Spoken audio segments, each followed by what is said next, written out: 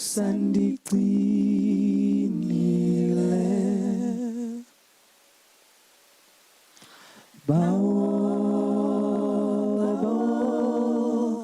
Bawo ndiyabonga ngoba usandigcinile. Ndikhokhele bawo,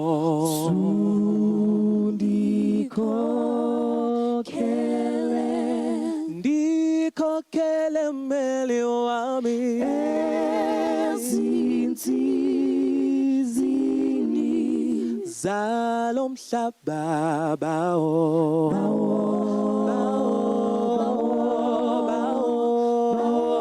bawo ndiyabonga ngoba usandigcinile.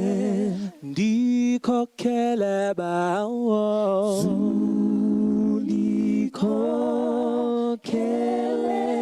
ndikhokhele mmeli wami ezinsizini zalo mhlaba bawo,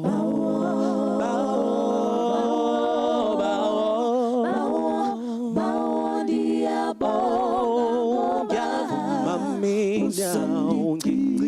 ngigcinile, hlala uhlele duse kwami. bawo ndiyabonga usandigcinile. uhlala uhlele duze kwami, uhlala uhlele duze kwami. Ndiyabonga ngoba ngigcinile, mmeli wami bawo, uhlala uhlele duze kwami. Bawo ndiyabonga ngoba usandigcinile. mmeli wami bawo, uhlala uhlele duze kwami. Bawo ndiyabonga ngoba usandigcinile. ndikhokhele bawo,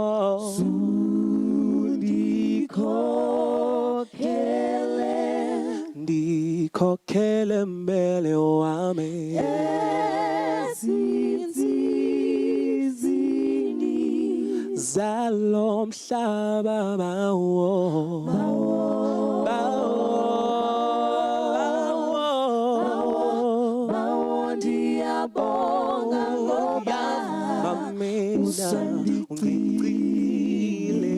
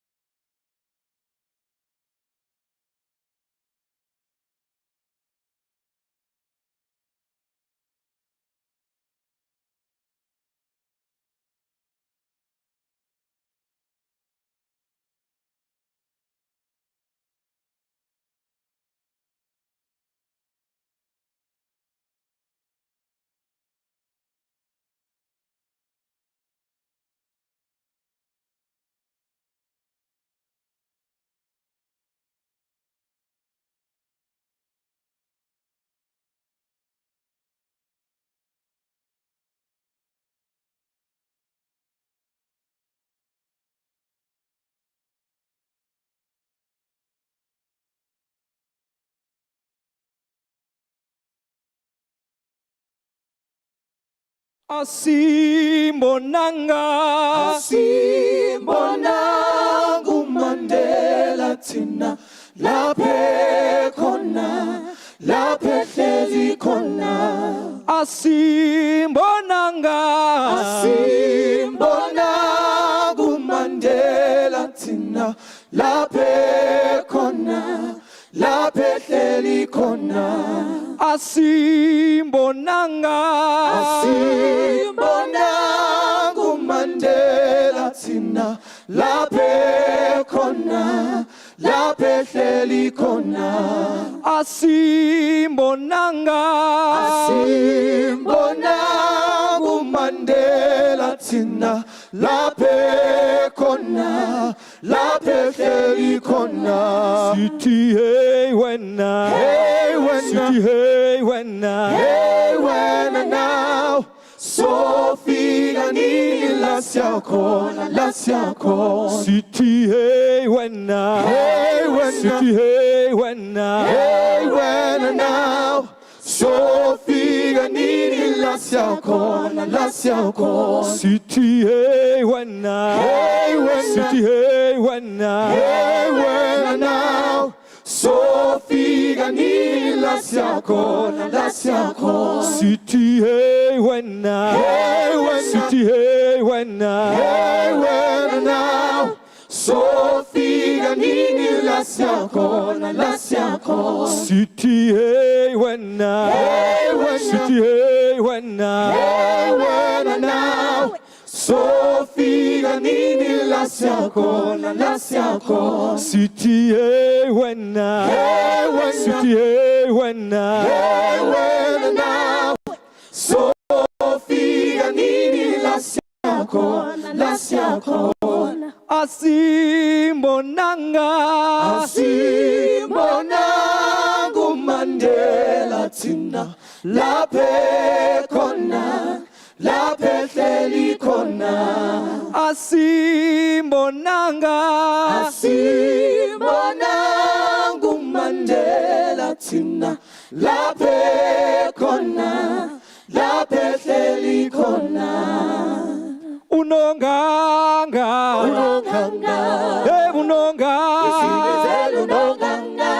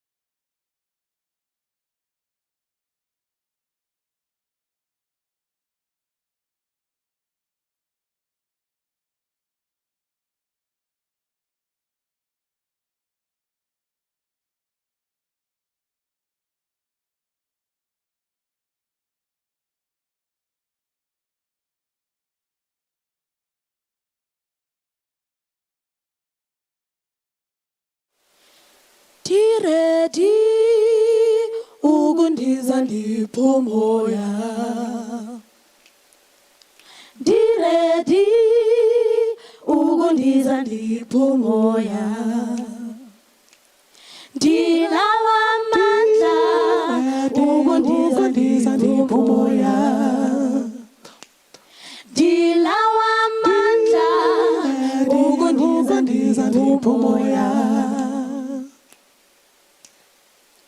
Tembalimbi andinalo guitembala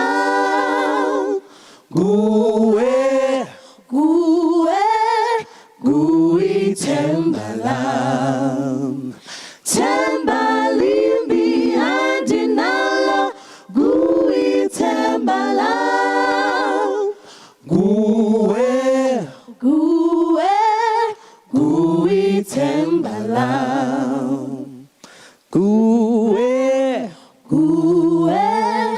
guitembala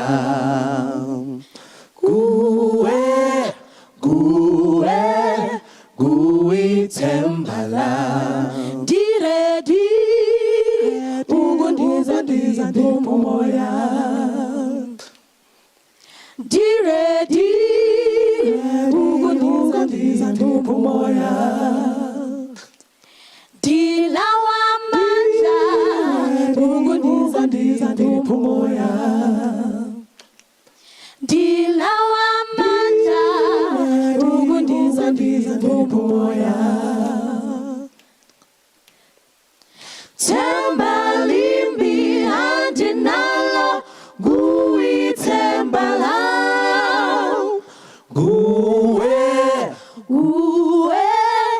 guitembala Tembalimbi andinalo guitembala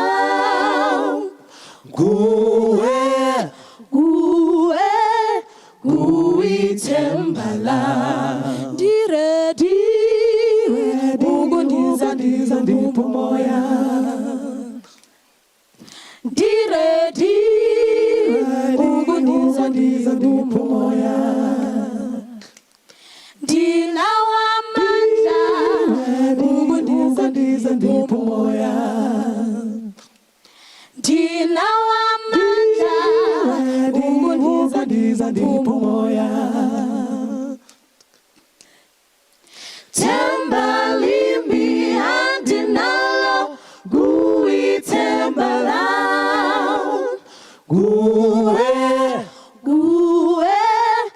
guitembala Tembalimbi andinalo guitembala guitembala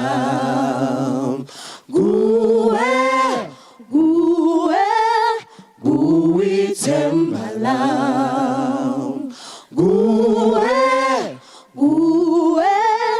guitembala Rosie, my girl, masitandane sibe moya munye jenge zingelosi. Rosie, my girl, masitandane singakatazane moye. Rosie, my girl, masitandane sibe moya munye jenge zingelosi. Rosie, my girl, masitandane singakatazane moye. Rosie, my girl, masitandane sibe moya munye jenge zingelosi. Rosie, my girl, masitandane singakatazane moye.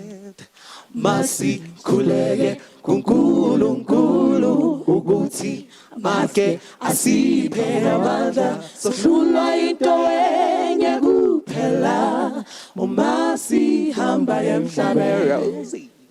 Rosie, my girl, masithandane sibe moya munye jenge zingelosi. Rosie, my girl, masithandane singakhathazane moye. Rosie, Rosie my girl masithandane sibe moya munye njengezingelosi Rosie my girl masithandane singakhathazane moyeni Rosie my girl masithandane sibe moya munye njengezingelosi Rosie my girl masithandane singakhathazane moyeni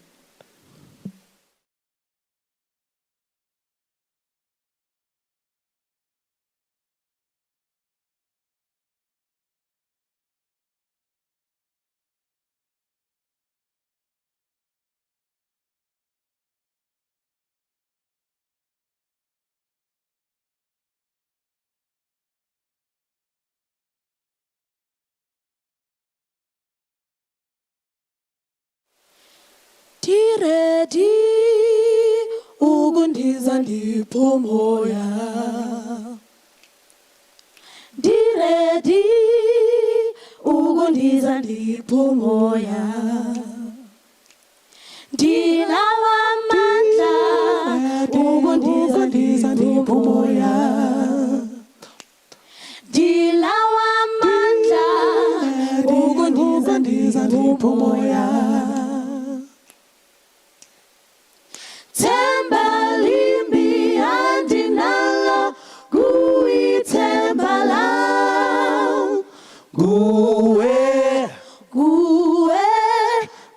guitembala Tembalimbi andinalo guitembala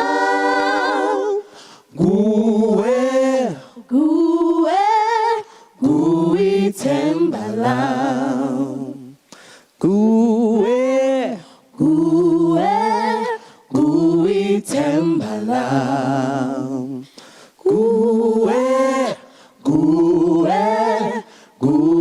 Tembala Diredi ugundiza ndiphumoya Diredi ugundiza ndiphumoya Dilawa mandla ugundiza ndiphumoya Dilawa mandla ugundiza ndiphumoya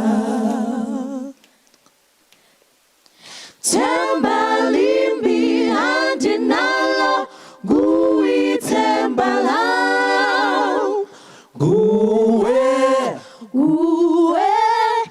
guitembala Tembalimbi andinalo guitembala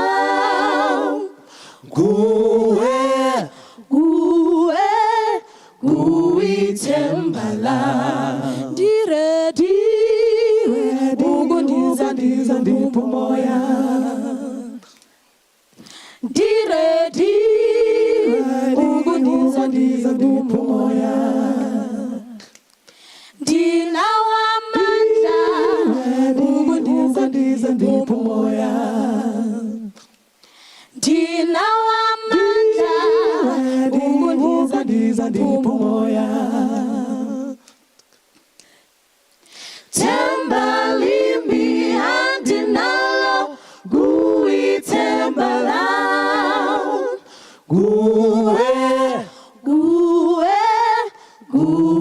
guitembala Tembalimbi andinalo guitembala guitembala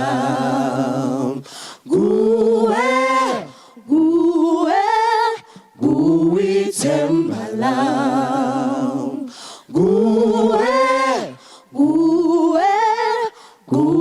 guitembala Rosie my girl masithandane sibe moya munye njengezingelosi Rosie my girl masithandane singakhathazane moyeni Rosie, my girl, masithandane, sibe moya munye.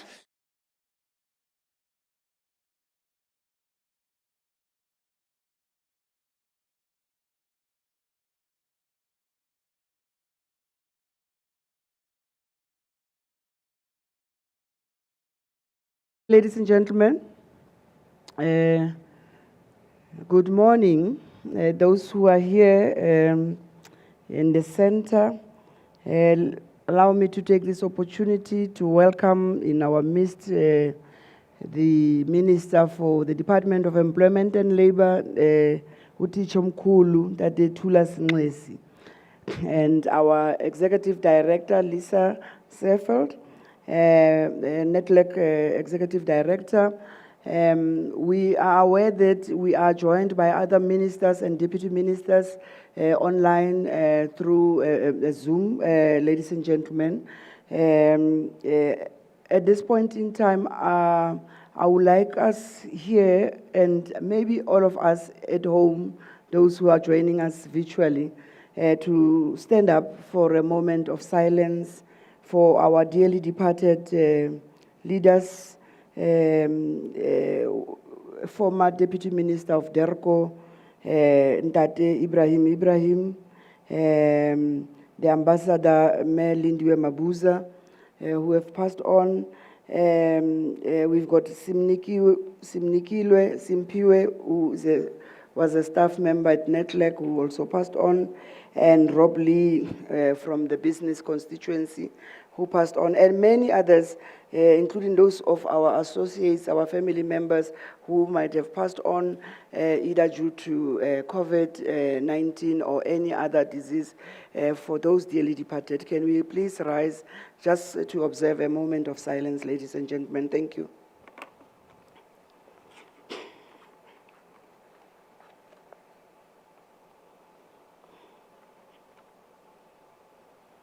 May their souls rest in peace. You may be seated. Thank you so much.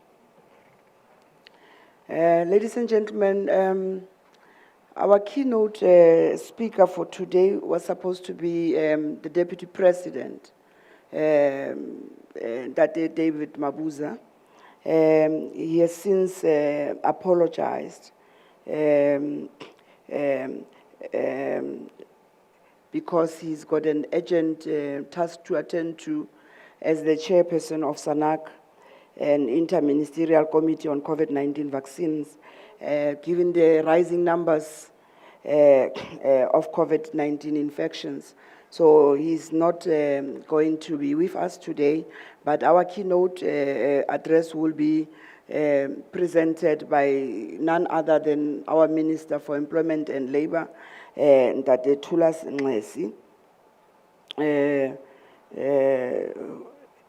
Among others, I must indicate the fact that, ladies and gentlemen, we are joined virtually by members of the Portfolio Committee on Employment and Labor, who are part of us, the Executive Director, who's supposed to be part of this session because it's her session. We will be also having speakers in the panel discussion, ladies and gentlemen, that I will be introducing later. But we will be having a speaker from National Health Laboratory Services. We'll have a part of the panel on Presidential Climate Change Commission, and we'll have an economist and lecturer in the panel discussion. But over and above that, we will also be joined by conveners of constituencies of Nedlac, from business, from constituency, and from labor itself. And we will urge those who are at home, who are joining us virtually, in terms of the protocol. Those who have joined us virtually, your microphones are going to be muted. I'm sure they are already muted. And, but you can also participate by either asking questions and comments after our social partners have spoken, using the question and answers function on the Zoom screen. I think we can do that. All of us, those who are there, who wish to, one way or the other, pose any questions. Please note that also the summit is being recorded. And for all those who are participating through YouTube and Facebook platforms, you are also welcomed. And we are live streaming on YouTube and Facebook links through the Nedlac website. So everybody who might want to join us must go through those websites and those social media platforms to join us. As I've already alluded to the fact that I am going to, at this point in time, ladies and gentlemen, and please, you must put together your hands. I'm going to have to call to the stage for a word of welcome and a keynote address. The Minister of Employment and Labor, Minister Thulas Nxesi, to come to stage to give a keynote address. And by the way, because we are at home, so there's no way that I can say that in our language that dinchadi bofilwe. So our dogs are free at home. So everybody, those who are at home, feel free to have a cup of coffee while you have joined this session. And ladies and gentlemen, welcome once more to the 26th Nedlac Summit. Thank you so much, Minister.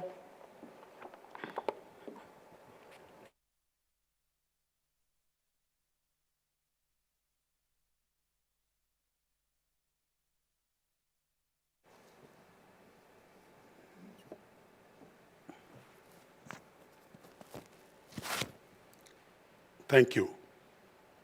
Can you hear me? Thank you. Thanks to the Program Director, the Deputy Minister of Employment and Labor, Ms. Boitumelo Moloi.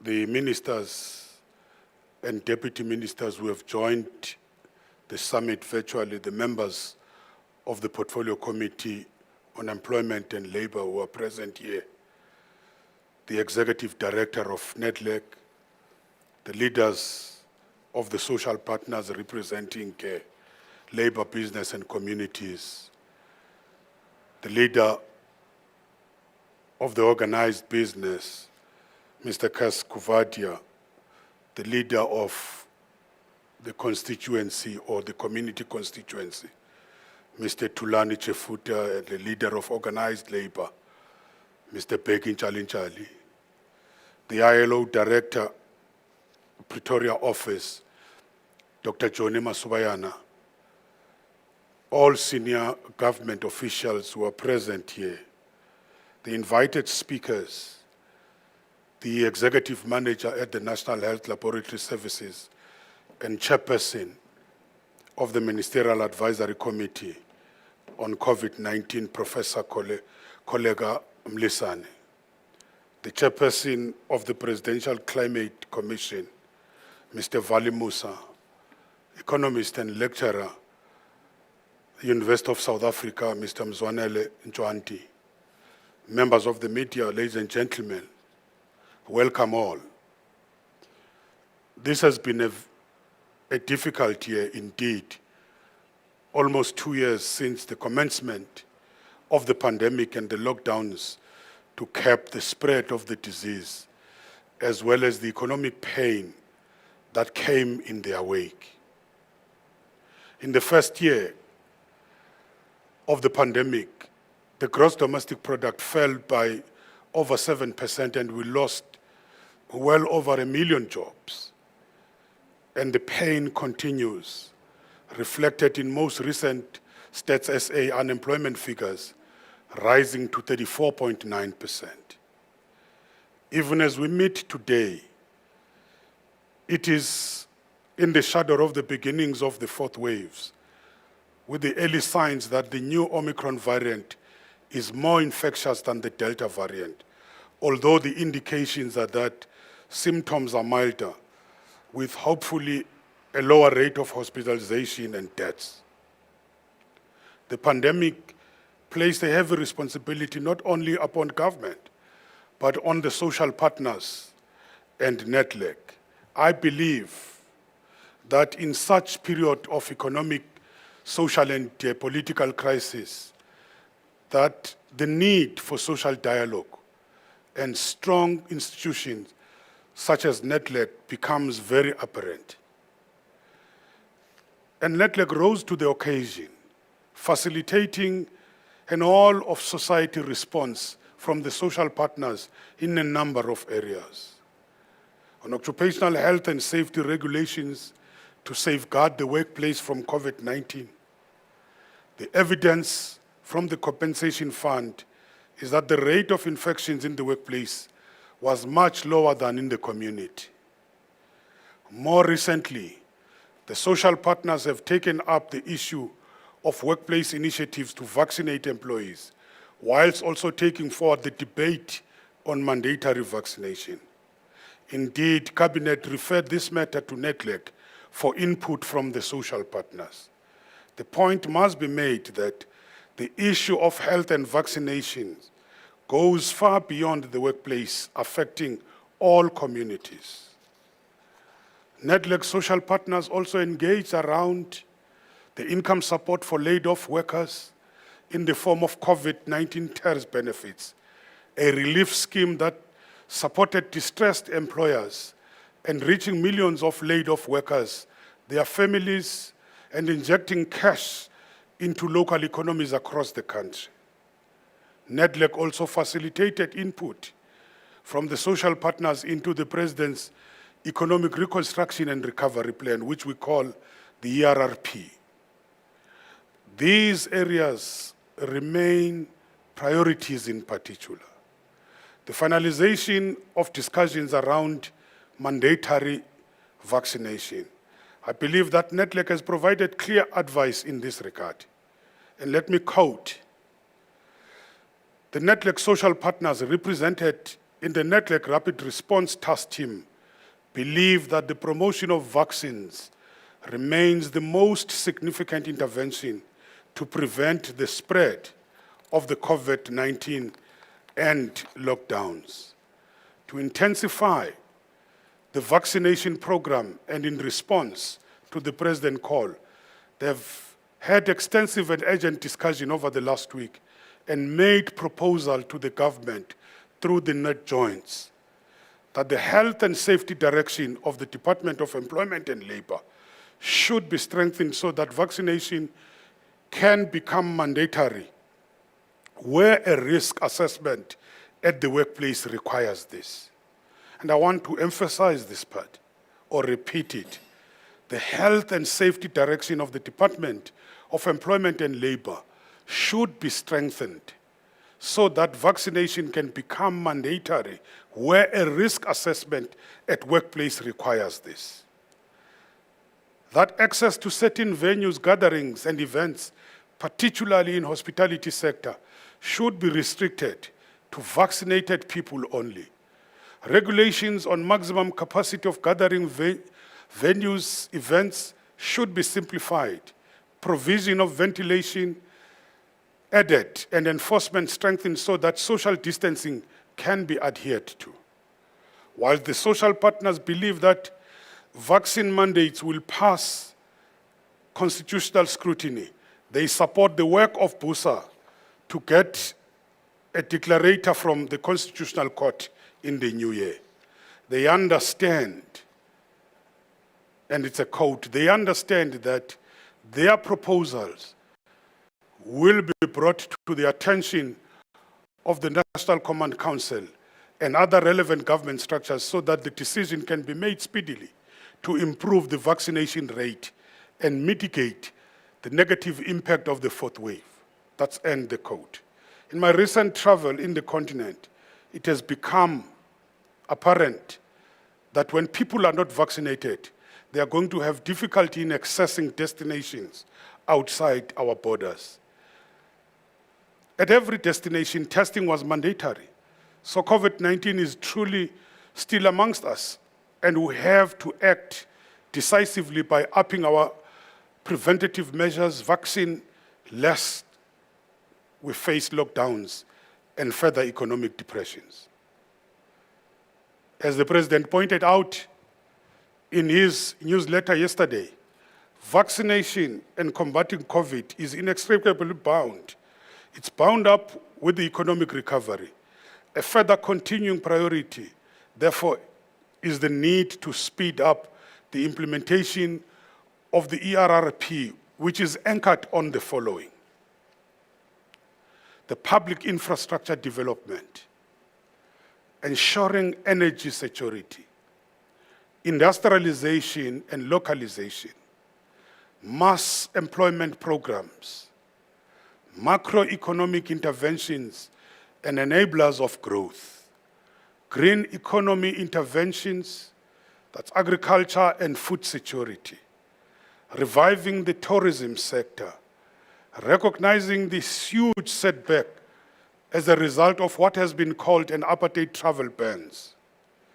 The social partners of Nedlac also agreed on a social pact to drive the localization plan of 200 billion over 5 years. This has led to the identification of 42 product areas across agro-processing, healthcare, basic consumer goods, capital goods, construction-driven value chains, and transport rolling stock as focus points for South African localization efforts. The CEO champions, that is the chief executive officers from the private sector, will drive the implementation of the plan, supported by the government-led industry master plans across the key sectors. Cooperation between private sector and public sector is important to achieve these goals, whilst government continues to work hard in developing industrial financing and incentives and supportive regulatory systems informed by the inputs from the social partners. For a maximum impact, there is a need for social partners to promote local procurement of South Africa goods, manufactured goods. The recovery plan also focuses on the following: support to small and medium enterprises, fully aware that by 2030, no less than 90% of the new jobs will be created in the SMMEs. Demand-led skills development, responding to the needs of the labor market. The implementation of the BBBE, which provides opportunities for local entrepreneurs, previously excluded, to build capacity and compete in a globalized economic environment. Looking ahead to 2022, as Nedlac, we are called upon to tackle additional priorities. Plugging the holes in the social protection safety net, which are so clearly exposed during the pandemic lockdown for the informal sector, the gig workers, and vulnerable workers in general. This will require that we take an in-depth look at the present provision and would include discussion about the very definition of what constitutes a worker and an employee. This also calls for a conversation and analysis of the impact of technological change and the fourth industrial revolution on the world of work, on society in general. We know that the 4IR comes with huge opportunities, and we must ensure that our people are trained and reskilled in a demand-led training process to take advantage of these opportunities. Equally, we know 4IR is going to be hugely disruptive of existing labor processes and employment patterns.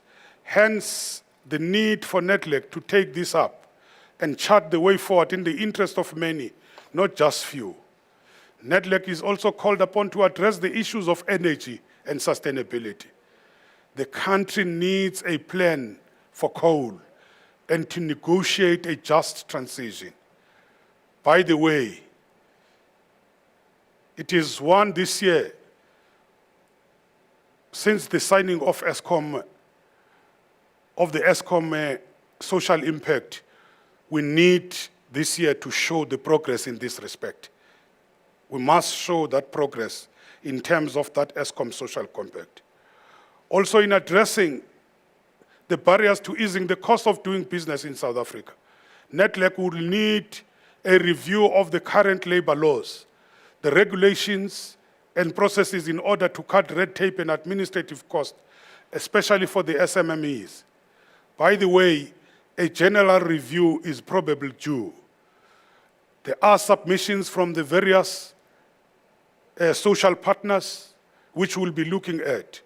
The present labor laws and industrial relations, remember, or the industrial relations systems, were drafted and put in place over 20 years ago.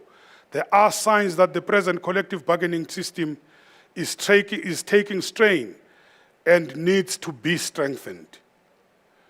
In concluding, the lessons, or the lesson of the last 2 years, the united rapid response to the pandemic is that social dialogue is vital not only in good times, but especially during the period of the national disaster, in terms of the health crisis, in terms of the climate change, as well as socio-economic difficulties.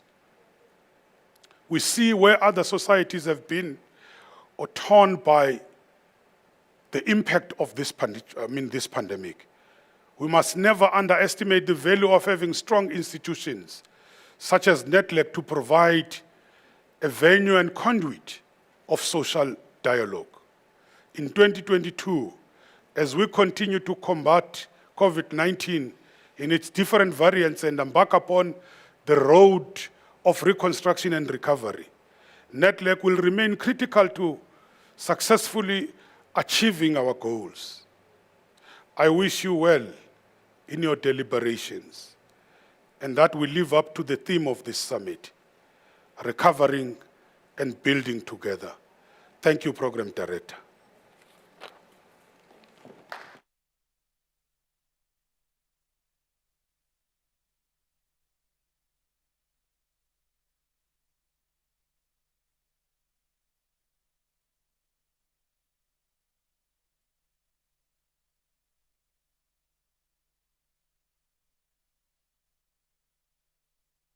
Ladies and gentlemen, thank you so much. Let me take this opportunity to thank you, Minister, for this well-thought input. And I think there's a lot, there's food for thought that has been put in this entire speech. And I think this speaker's notes, the speech of the Minister, will be made available, I think, in the Nedlac's website also. And thank you so much, Minister. You were very actually short this time, unlike the last time. So thank you so much. Without any further ado, ladies and gentlemen, allow me to before I call upon to the stage the Executive Director to come and make a presentation on Nedlac's performance. I think we need to officially indicate actually who's here, and will from time to time, as and when we receive the report as to those who are on virtual platform, as and when we are informed, we will actually indicate their presence. But as I've alluded to earlier, we've got a panel consisting of Professor Koleka Mlisana, we've got Mr. Vali Musa, we've got Mr. Mzwanele Mtwanti, and on the Nedlac social partners, we've got the leader of business, the convener of business, Mr. Kaskavodia, we've got the convener of community constituency, Mr. Tulani Chefuta, and then we've got a convener of organized labor, Mr. Bekin Chalinchali, and among others, we've got the ILO director in Pretoria office, Dr. Johnny Musabayana, executive directors of sister organizations of Nedlac who are there virtually, and leaders of the tripartite institutions and friends of Nedlac from various countries who have joined us.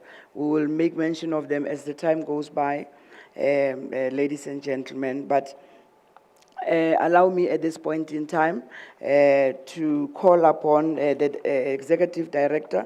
But before the Executive Director comes or arrives at the podium, I just need to make mention of the fact that earlier on, I'm sure when we started, we had not actually acknowledged the singing choir that you saw, which has been pre-recorded.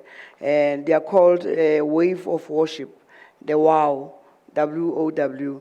Wave of Worship is a name of a music group which was established in March 2020. And it's a combination of recording artists and musicians from different groups in Soweto. And they started this initiative to combine all artists affected by COVID-19 in Soweto and release an album during South Africa's first lockdown, and which has since translated into many musical projects, and their first album will be released in 2022. So I thought that it was necessary for me to indicate to you those beautiful melodies that you have heard earlier on. I needed to indicate who they are, so because you will be hearing from them once more. But at this point in time, allow me, ladies and gentlemen, give a round of applause once more to welcome our Executive Director of Nedlac, Melissa Seifeld. Thank you, ladies and gentlemen. Those who can do that, can do that. Thank you so much. Thanks.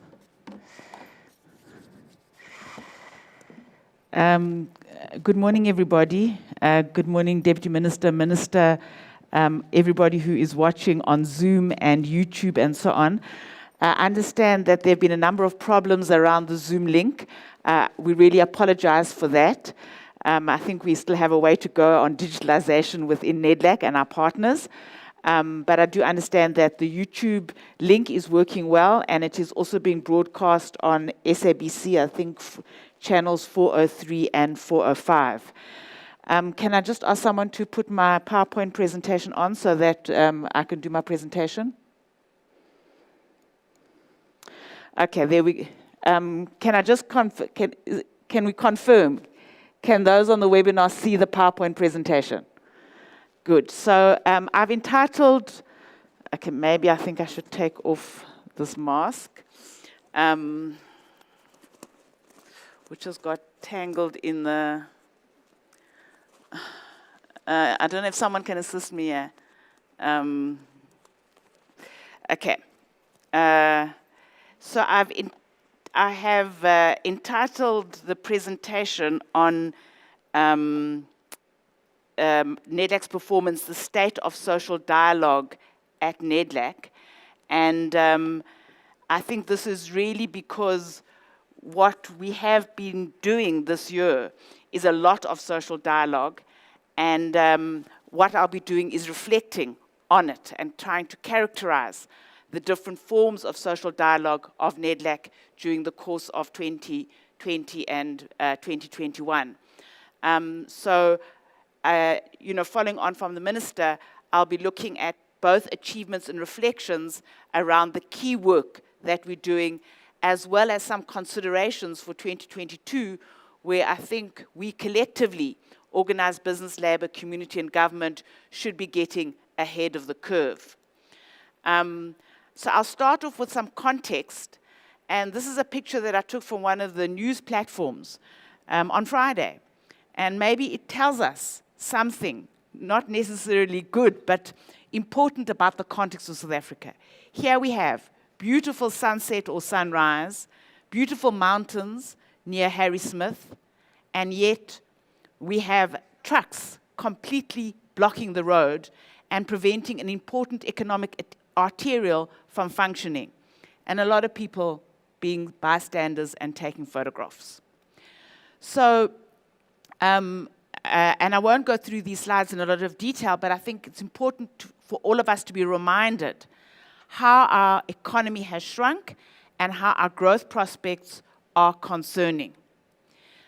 Similarly, our unemployment situation is dire, with nearly 47% of the working population who want to work not able to find a job, and so many of people who are unemployed being young.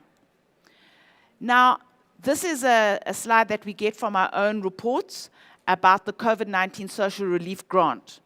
And what I thought was striking here if you look at the last two blue columns, those are matriculants who don't have jobs and are seeking the 350 social relief of distress grant. Then if we turn to government finances, the previous Minister of Finance liked to talk about the hippopotamus and how the mouth of the hippopotamus was very wide open, and the challenge that we all have to match expenditure and revenue, and the significant problem that we have around debt. We've been blessed, but also with risks. With the recent commodity boom, the graph actually shows the price of copper. And it is because, or one of the reasons why we have so much copper theft, which means that our trains do not get on time to the ports, is because the price of copper has gone through the roof. On the other hand, we're not able to take as much advantage of the commodity boom because we can't get all our commodities to ports in enough time and at a good price. This is another slide which talks to the financial position of consumers, and 89% of households indicated that the income has decreased. Then lastly, we can't forget the 8 days in July where 340 people died, where BLSA and SAPOA indicated that 15 billion stock was lost, 15 billion damage on property and equipment, more 800 retail stores looted, and impacted negatively on 50,000 informal traders. I think also there's a figure there of how many claims SASRIA has had to pay out. But this is in the context of the fact that we live in a violent society, that in 2021, half of South African employees see violence as the greatest threat they face in their daily lives. And 81% of respondents were late to work as a result of crime. So that's just the context, and it is a, I don't know, Minister, distressing context, but an important one which we need to recognize as we seek to reflect and chart a way forward. So the important response of government, together with the social partners, to respond to this crisis was the Economic Reconstruction and Recovery Plan, which was initiated by the President and then announced by the President, and subsequently has been tracked by social partners. And we have also, in the last year, integrated the work of the Presidential Job Summit. And again, the ERP sought to respond to significant obstacles to growth, particularly around fixed investment, the lack of private sector investment, low broadband, and the length of time it has taken to do business. In particular, and I think I've raised this a number of times already, the freight challenges and the fact that despite the challenges, and the challenges with road, it is less expensive to move goods and services by road. So over this year, within Nedlac, a number of structures were set up with a number of areas of focuses.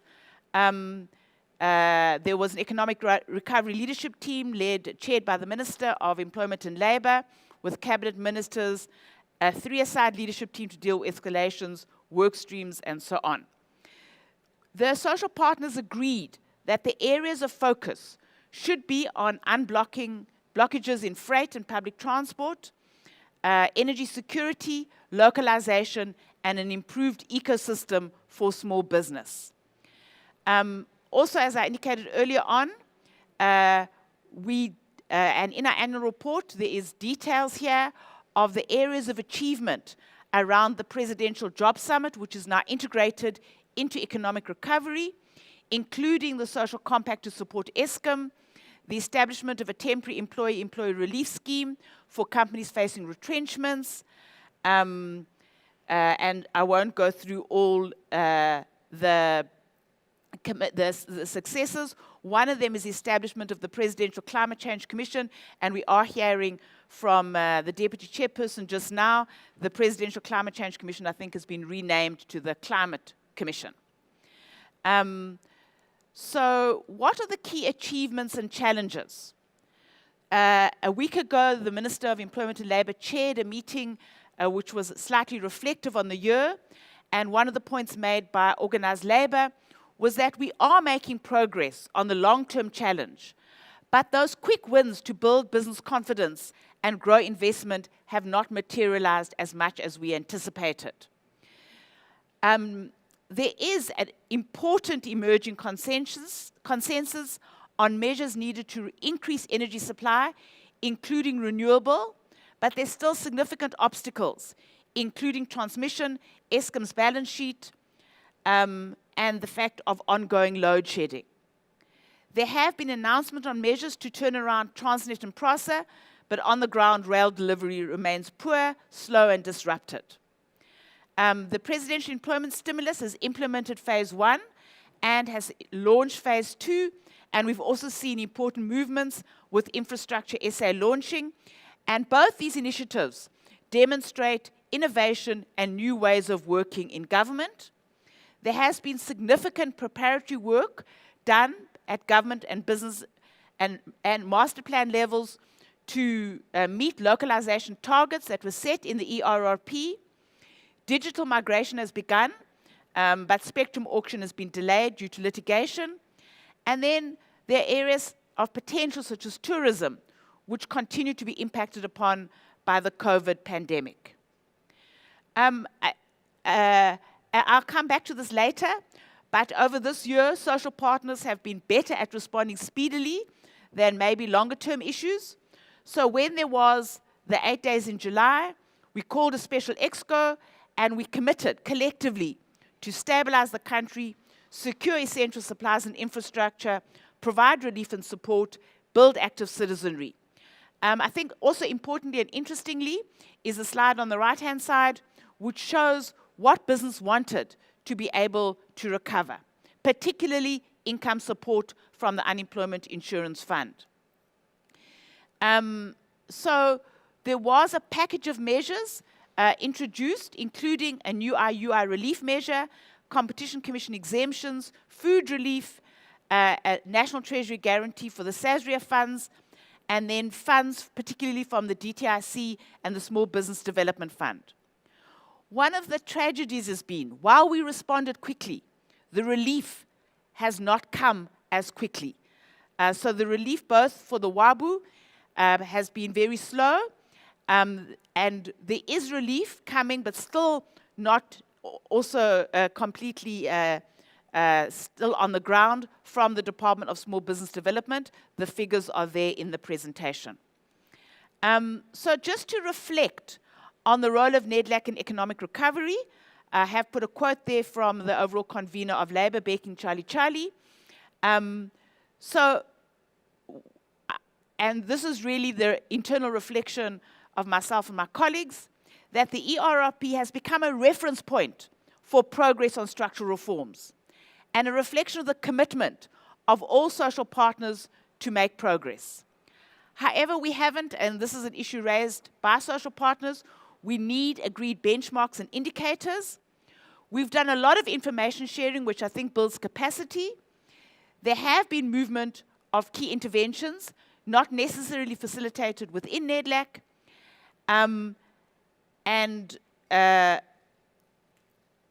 There could have been the initial intention of having limited number of key interventions has not necessarily happened to build business confidence.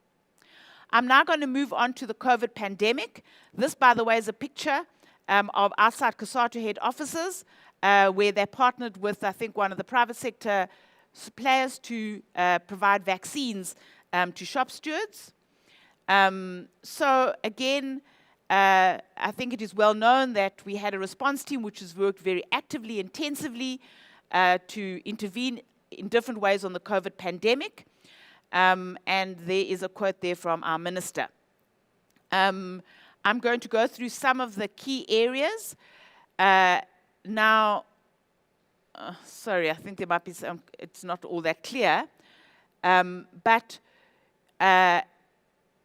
social partners have done every kind of activity. They've lobbied, they've negotiated, they've provided feedback, they've implemented, they've partnered, they've exercised oversight with a high degree of consensus. So if anyone wants to say that there is no trust between business and labor on issues of COVID, the absolute opposite is true. There has been consensus that there should be certainty and predictability, that it should be guided by data and science, that we should be inclusive, that we should be consultative, timeous and proactive, as well as acknowledging the limited fiscal space that exists, which is different from the situation that might exist in other countries.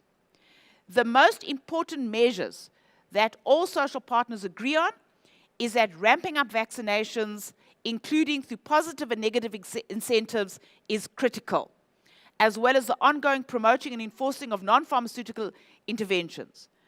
Business, labor, and community are not supportive of these large number of gatherings, and I think government knows that. They also know that we should not be limiting restrictions on the impact of the economy, especially tourism, hospitality, alcohol, and leisure, and that where possible, we must continue to provide effective relief.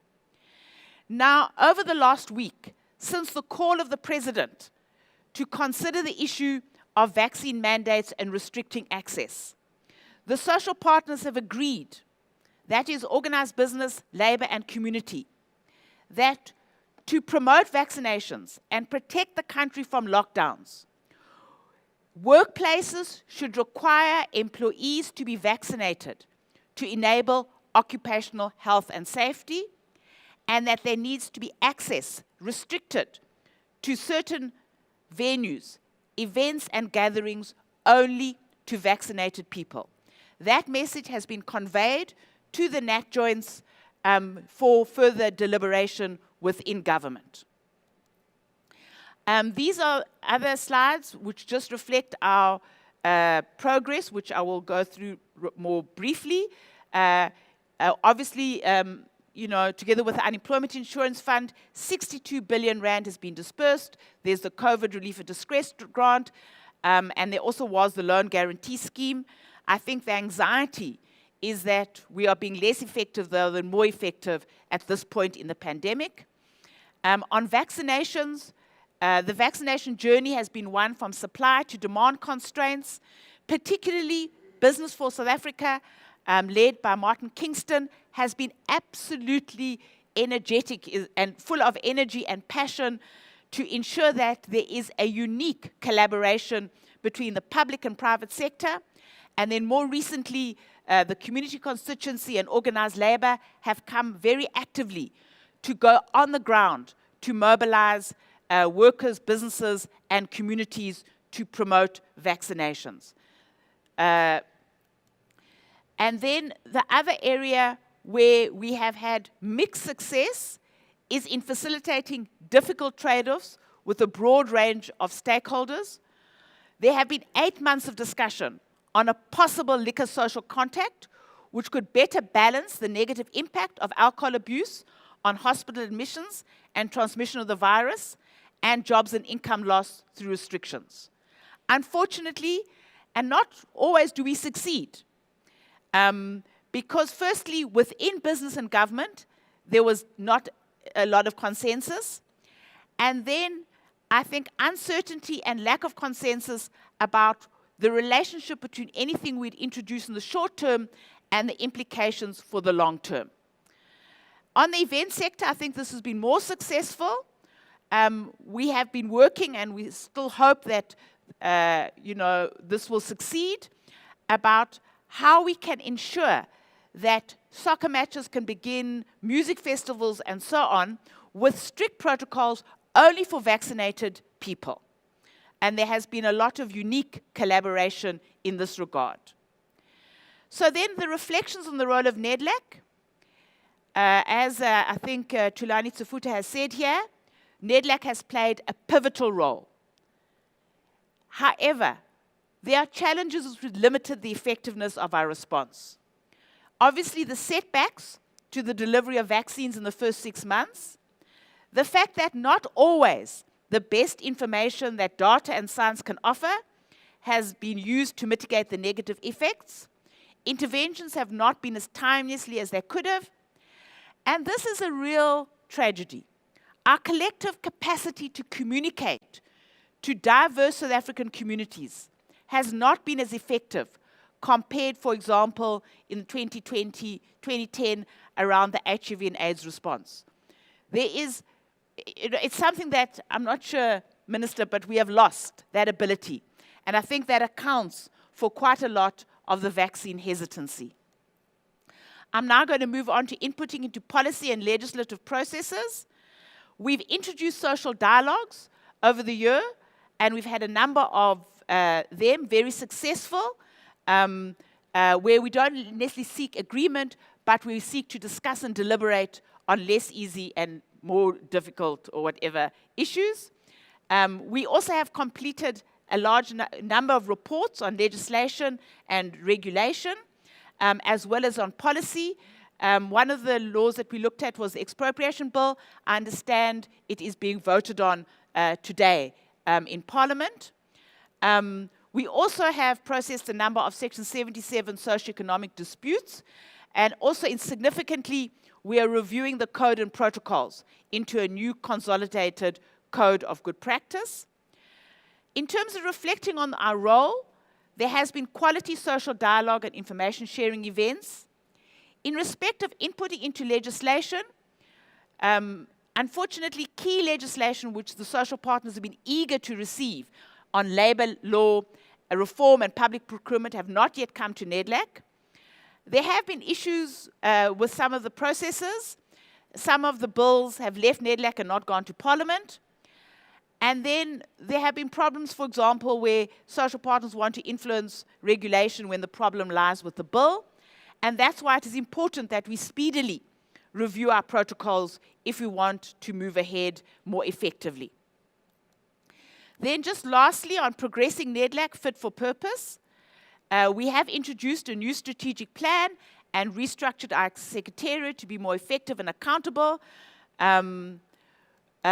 We have made progress in agreeing on how Nedlac should shift in the long term, incorporating a broader role for Nedlac, reviewing the scope of issues, changing the way in which we input into policy and legislative matters, and reviewing and updating the nature and process of representativity, as well as looking at the respective roles of the Presidency, Deputy Presidency, Minister, and the Department of Employment, Minister and Department of Employment and Labour. And there is a quote from the Business Overall Convener reflecting on the progress that we made over the course of this year. Then we also introduced a new focus on capacity building of social partners. We have a revised policy document. We've doubled the budget. The social partners have been slow to respond, but it is critical that they do it if we are to rise to the challenge of social dialogue. So then just lastly, getting ahead of the curve, some considerations which I hope that the speakers and the social partners will reflect upon.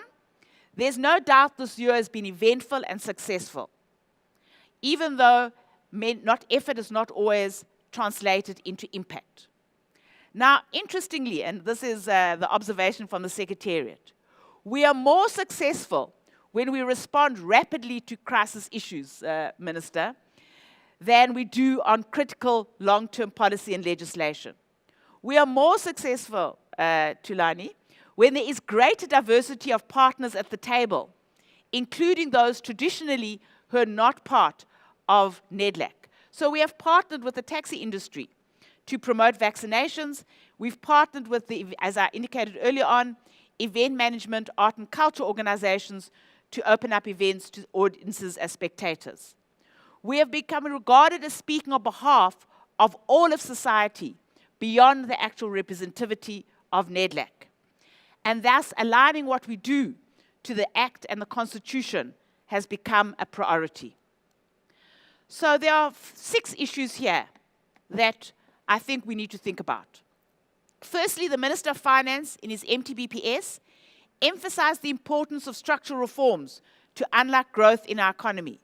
Can the social partners do more to collaborate and support the speedy achievement of these reforms. Critical to resolve the energy crisis is to achieve a just transition for affected companies, workers, and communities. The international community has committed to support a just energy transition. Should and how should social partners respond?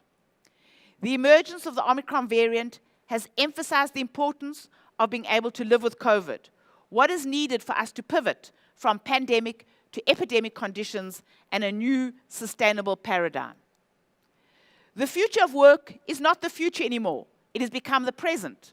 How do we shift our labor market legislation to respond to this and offer protection to increasing numbers of atypical workers and workplaces? While the social partners have devoted energy into the ERP structures, the effect is not commensurate with the impact. Should Nedlac have a role, and what should be its role? And lastly, the Nedlac executive has taken a bold step for Nedlac to proceed in implementing changes to the Act and Constitution. Will there be similar boldness in addressing issues, some of the difficult issues of representativity and our approach to inputting into legislative processes? So that is the state of social dialogue in Nedlac.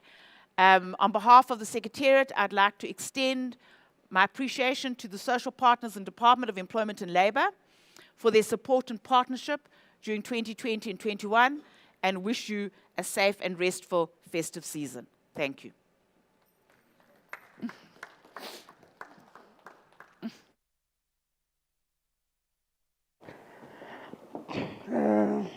Thank you, ladies and gentlemen.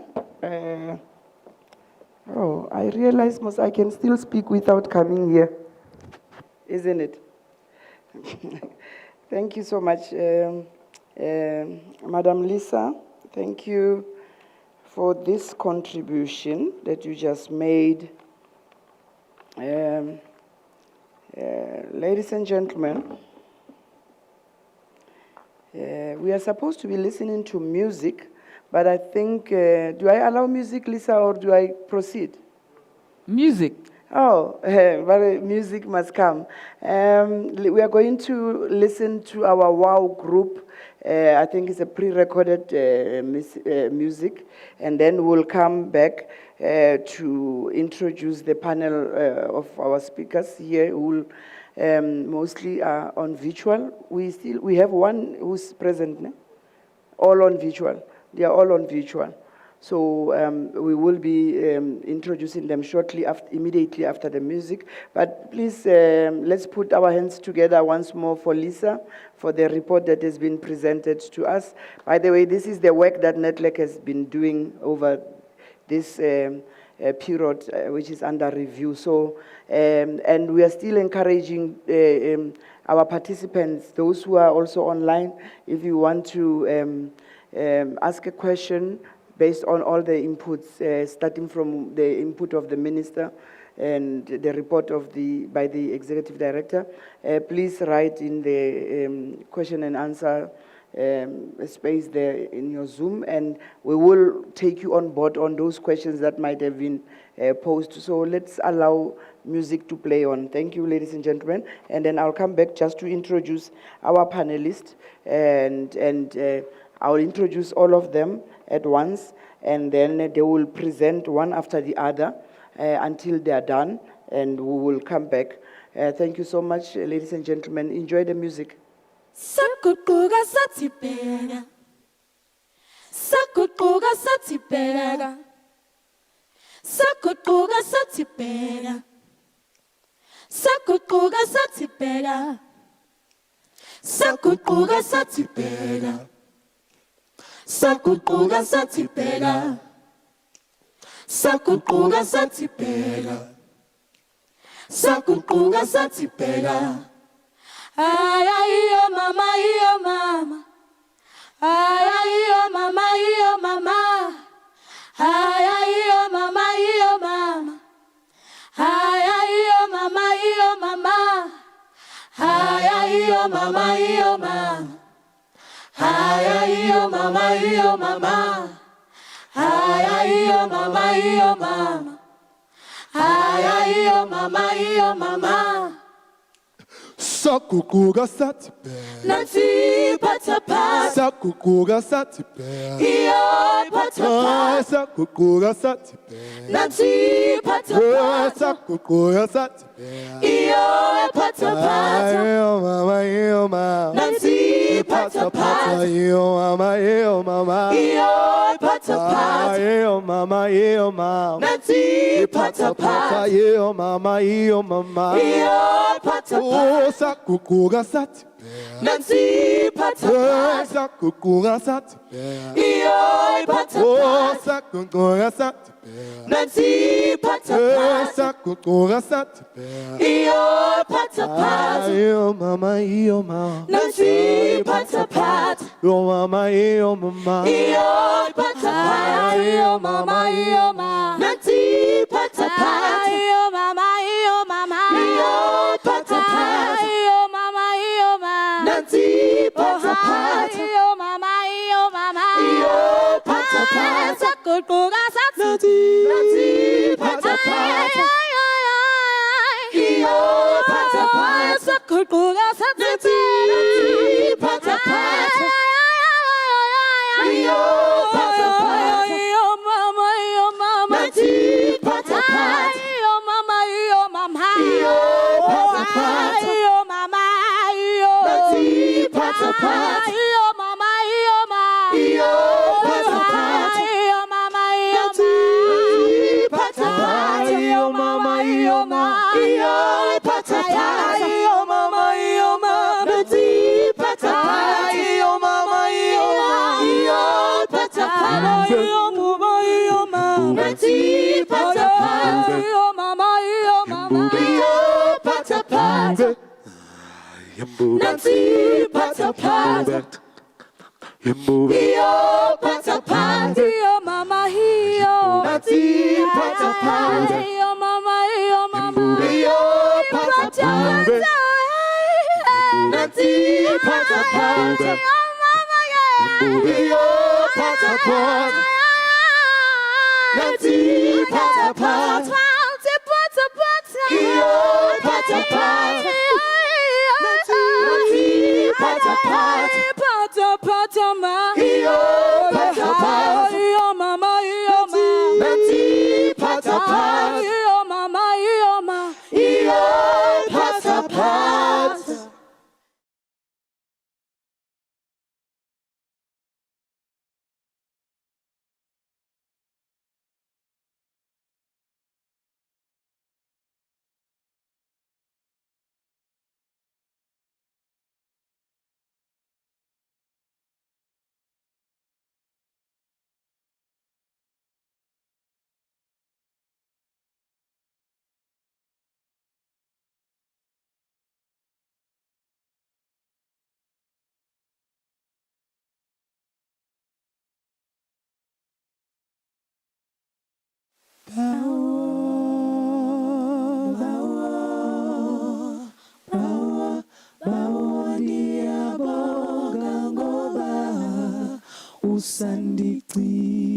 Usandiqinile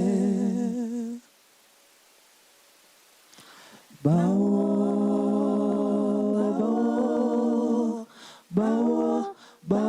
ndiyabonga ngoba usandiqinile ndikhokhele bawo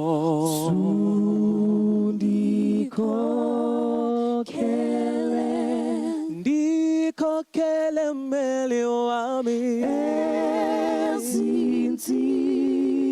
ezinsizini zalo mhlaba bawo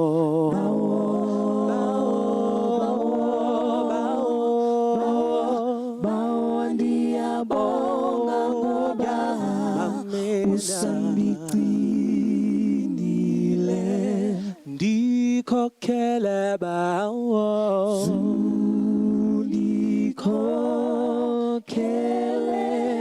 ndikhokhele mmeli wami ezinsizini zalo mhlaba bawo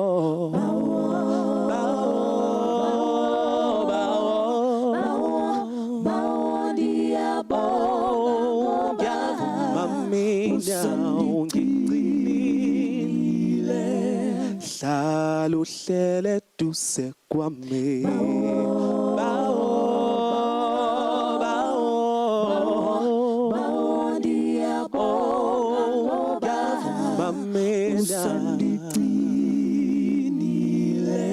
uhlala uhlele duze kwami uhlala uhlele duze kwami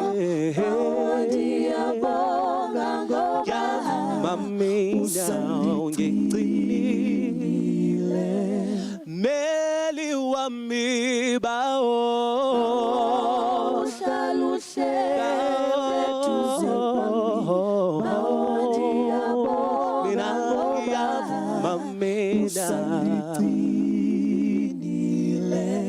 meli wami bawo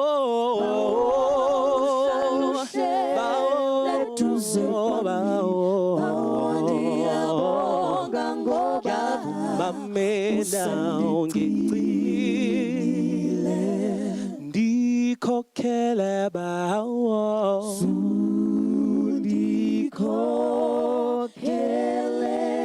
ndikhokhele mbele wami ezinsizini zalo mhlaba bawo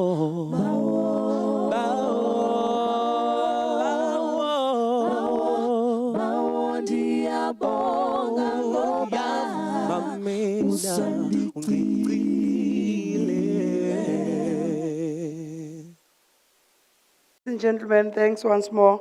I'm back, and siyaqhuba.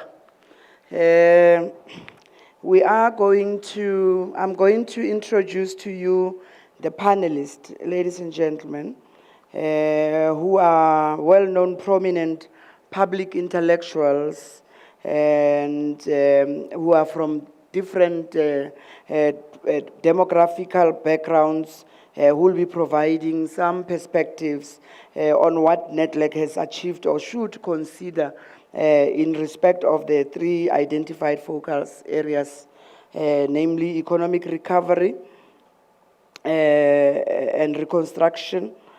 I must say that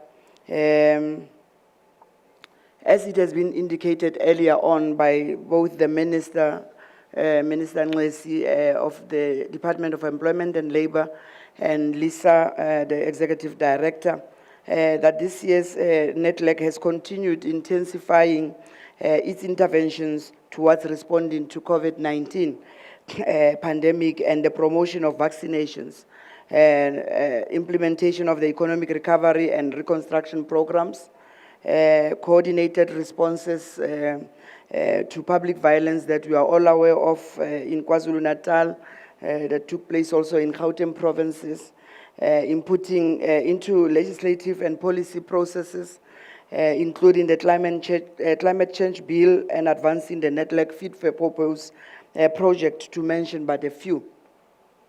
Ladies and gentlemen, COVID-19 pandemic and climate change remains among the critical challenges facing the global community, and our country is not exempt to these challenges. So both issues have brought about fast changes in our society, transformed the nature of the world of work and our economy, as seen in the Nedlac Executive's Director's presentation earlier on. So they have amplified the value of social dialogue, and most importantly, showed that together we can do more. Ladies and gentlemen, so it is against this background that Nedlac has convened its annual summit under the theme Recovering and Rebuilding Together, and decided to invite this eminent panel of speakers to reflect on the efforts of the social partners at Nedlac and provide some pointers to the future. So firstly, on our panel, ladies and gentlemen, will be Professor Koleka Mlisana, who will reflect on the COVID-19 interventions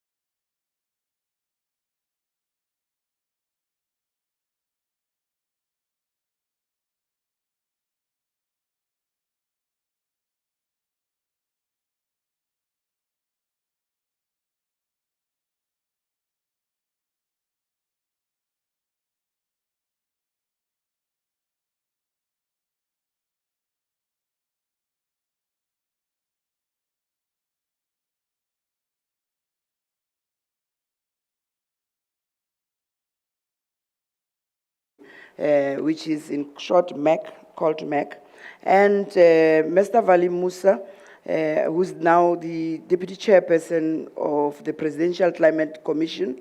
Mr. Vali Musa will then reflect on the climate change and the changing nature of work. Mr. Vali Musa, I'm sure you all are aware of the fact that he's a veteran of the South African freedom struggle, and he participated in the drafting of the South African Constitution and served in the President Mandela's cabinet as Minister of Constitutional Development and in President Mbeki's government as Environmental Minister.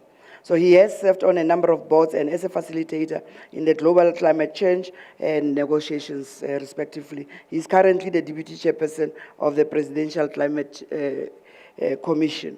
Ladies and gentlemen, our last speaker will be Mr. Mzwanele Ntwanti, who is an economist and a lecturer at the University of South Africa, reflecting on economic reconstruction and recovery and unemployment. And he'll actually, because he's a young among the rest, he'll give us the youth perspective. But Mr. Mzwanele Ntwanti is the youngest economist lecturer at the University of South Africa and the University of Witwatersrand. He's a former member of the Wits SRC, and he is also a director in a small, tiny little company called crazynerd.com, which focuses on website and app development, machine learning, and optimized systems. And he has a master's in economic science from Wits and is currently enrolled for a PhD in economics at the University of Birmingham, UK. He continues to be an activist, contributing his time to working with organizations such as the South African Solidarity Foundation for Education and the Institute for Economic Justice and Rethinking Economics. So all our speakers, ladies and gentlemen, they will follow one after the other. So I'm not going to come in between them.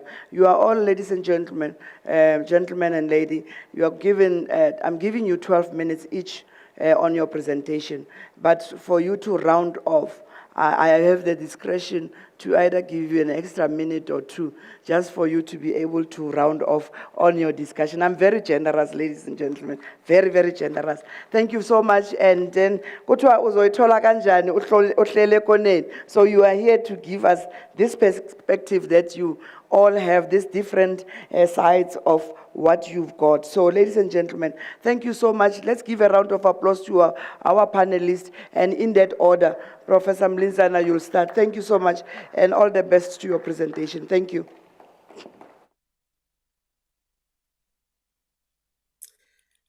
Thank you very much, Madam Director, and thank you for your generosity. And I'm hoping that everybody can hear me and hopefully can also see what I'm trying to project. I'm just going to put it on presentation mode. Is that showing well? Mr. Mzwanele is saying that you're the youngest and should be better, well-known technologically. Is it showing properly, and is it the large screen or is it the small screen that's showing? It is perfect, Prof. Your presentation is showing on the large screen. Thank you very much. Good morning, Madam Chair, and really I would just like to also greet the Minister, Minister Nglesi, and all the other deputy ministers that are here, and also just to give my gratitude to Nedlac, leadership, the Executive Director, Ms. Seftel, for inviting me to this summit. And I really think it's an important and a critical time in our country where we can actually take this time and reflect on some of the things that we have been going through. What I thought I will do is to first just look at the broad overview of really where we are, and then towards the end, we'll just talk briefly about the great work that Nedlac continues to do.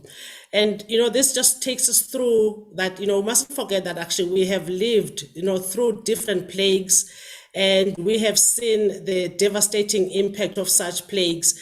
I mean, we know, there was this plague of Justinian, which, ended up with 25 to 100 million deaths around that time.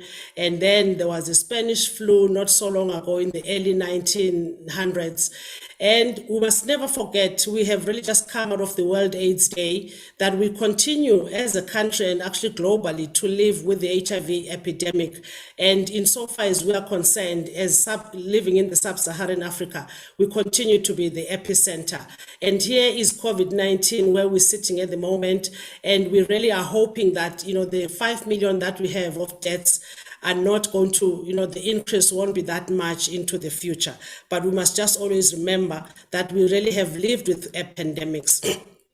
I've tried to compress the slide because I thought it's important to just highlight where we are sitting insofar as the epidemic is concerned currently. And I mean, if one can just show this, I know it's a busy slide, but we've gone through the 3 waves and we have seen, the size of the waves and how the last wave, the 3rd wave, which was driven by the Delta variant, how wide and how big it was. And as already declared now, we have entered as a country the 4th wave with Gauteng leading, and we know that there are 1 or 2 other provinces that have also entered the 4th wave. But I think what's important here is that we have now gone over the mark of 3 million cases that we have identified, but we must always bear in mind that we know that COVID, a significant majority of COVID disease is actually asymptomatic. The infections are asymptomatic, and therefore, in fact, some studies have looked at up to as high as 60%, of individuals may show no symptoms. So this 3 million is probably just the tip of the iceberg insofar as we're concerned as a country.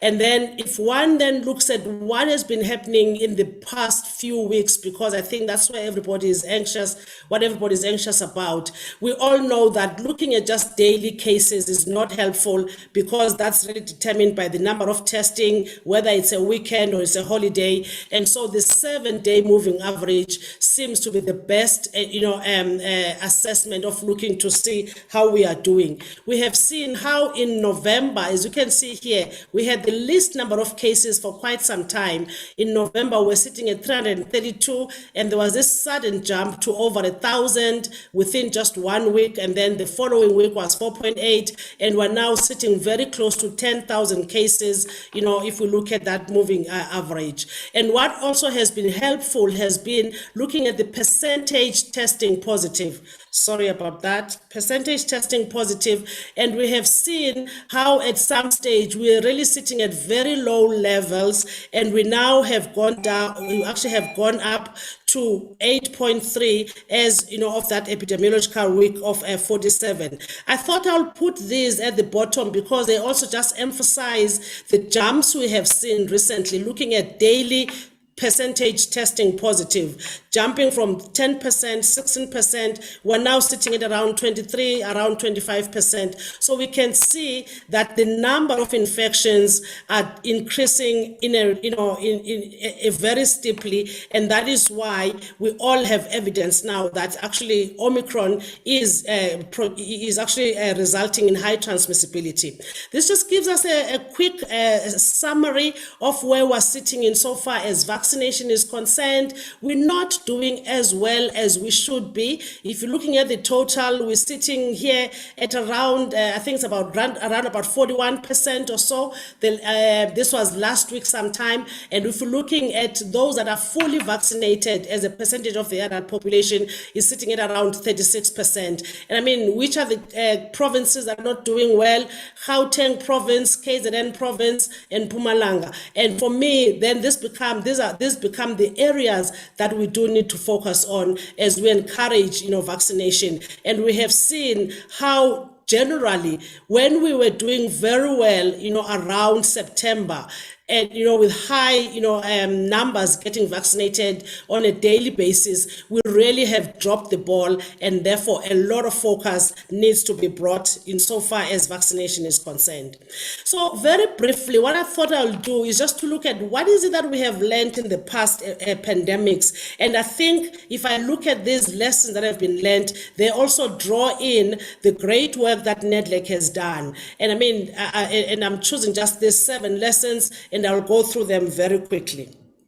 So if we look at lesson number 1, increasing global health cooperation, because it is critical in that when we talk pandemics, we're talking global pandemics. And what have we done? What has happened in the past? I mean, I think for us, the influenza becomes a classical example that when there was an inbreak of influenza, in 1952, there was this establishment of a global influenza surveillance and response system.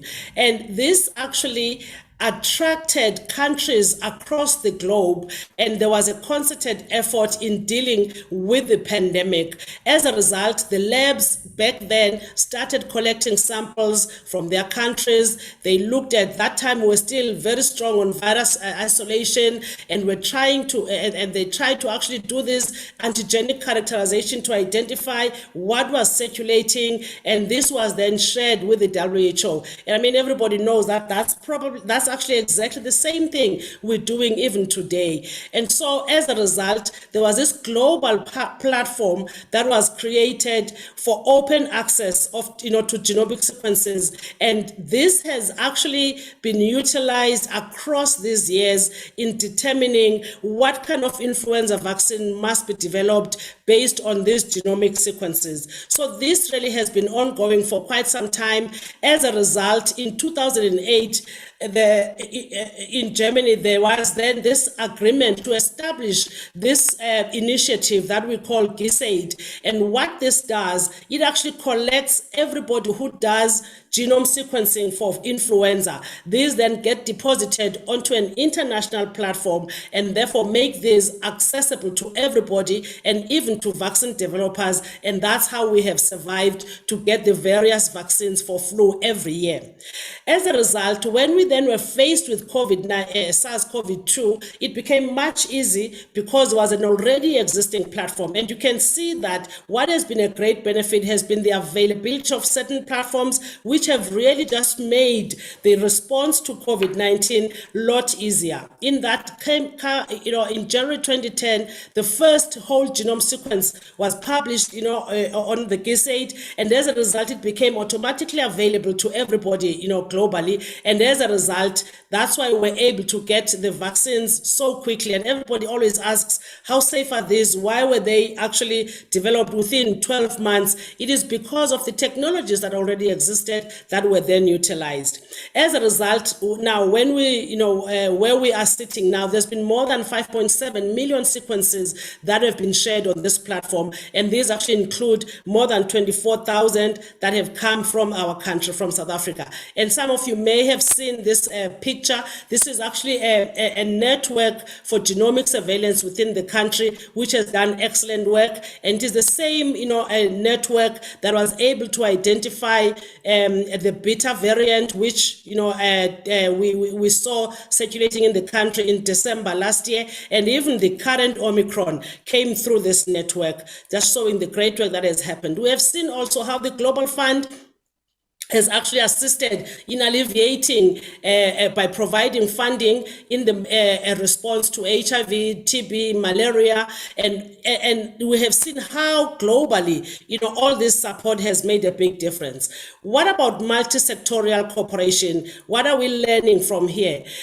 And I think for me, this is very personal to an extent, because we have seen how civil society has actually built, and managed and streamlined and steered the response to HIV and AIDS. As we saw in the late 1990s, as a country, we had this strong voice, and, there were these civil society organizations like TEC, and who were able to stand up against government and call for what needed to be done. And I mean, some of us, lived through the AIDS 2000 conference, and how that conference became a landmark, for access of antiretroviral viral therapy, not just to sub-Saharan Africa, but in other countries as well. So we also have seen how this has actually made an impact into managing a pandemic. So when we're looking at COVID-19 as a whole, and I thought this is this illustrates how different partners have contributed in the response to COVID-19. And I mean, as you can see, the importance of Nedlac there, how Nedlac has made, and I think, even from Lisa, we heard how much Nedlac has been in close collaboration at net joints, in giving government, direction and coming with very clear and outlined solutions and taking and being part of the solution. And this is truly highly commendable. And I mean, we've got there we sit as ministerial advisory committees. There's one for COVID, one that's looking at social behavioral, and the vaccine ministerial advisory committee. And I mean, this then looks at all the various, subcommittees, what all the various interfaces that are required in looking after and in managing the pandemic. And we really have seen a lot of working together between scientists, just in general. We've seen this even in the private public sector, and as already, beautifully illustrated by the work done by Nedlac. So we know that, always without fail, it's always the most vulnerable that suffer the most. We know, as a country, the impact of HIV on girls and young women. And the question then becomes, even when we're looking at COVID-19, who then becomes most affected? And that then becomes a challenge as to when we're looking at responses, where entities like Nedlac are looking at responding. Are we able to target the most affected, because they often tend to be the ones that are going to be, heavily affected by any pandemic? We saw young women and girls.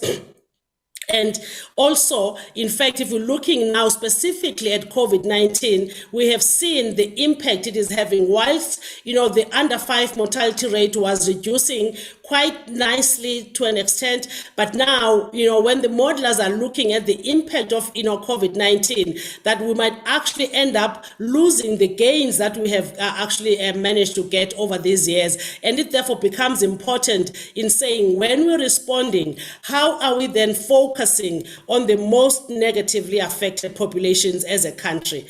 And we have seen this also, whether it is in people attending visits, healthcare, accessing healthcare, whether it is contraceptives, it is maternal deaths, and we have seen the negative impact of COVID-19 on the healthcare as a whole in the country. And that this become then the areas that we need to focus on. How do we strengthen and make sure that these health services get integrated into COVID-19 services? Because that is one other critical area we have noticed, that because we have sort of focused so much, and it is right to do so, we have focused so much on the pandemic, we actually may have dropped the ball on other healthcare services. And it is time for us, as we look forward, how do we then ensure there's proper integration and equitable distribution of resources to ensure that we don't lose the gains that we have made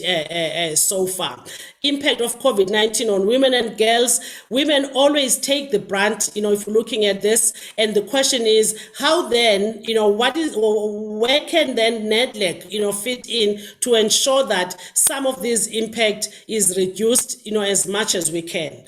So we know there is no, silver bullet to anything. And I think this model puts it very well, insofar as COVID-19 is concerned, in that actually the different layers, each and every layer will have its own, loopholes. So there will be holes in every slice that you cut, in a Swiss cheese. But the important thing is that you need to actually put in as many layers so that at the end of the day, there is adequate prevention. So whether we use social distancing, you can't just use social distancing alone, but you need to use the whole spectrum. And that is where the importance of prevention and how we're going to be able to live with COVID-19, is going to be important going into the future. So whether we talk ventilation, for indoor gatherings, we talk avoiding, proper usage of masks, or as is the case currently, just emphasizing on vaccination, all these efforts are critical.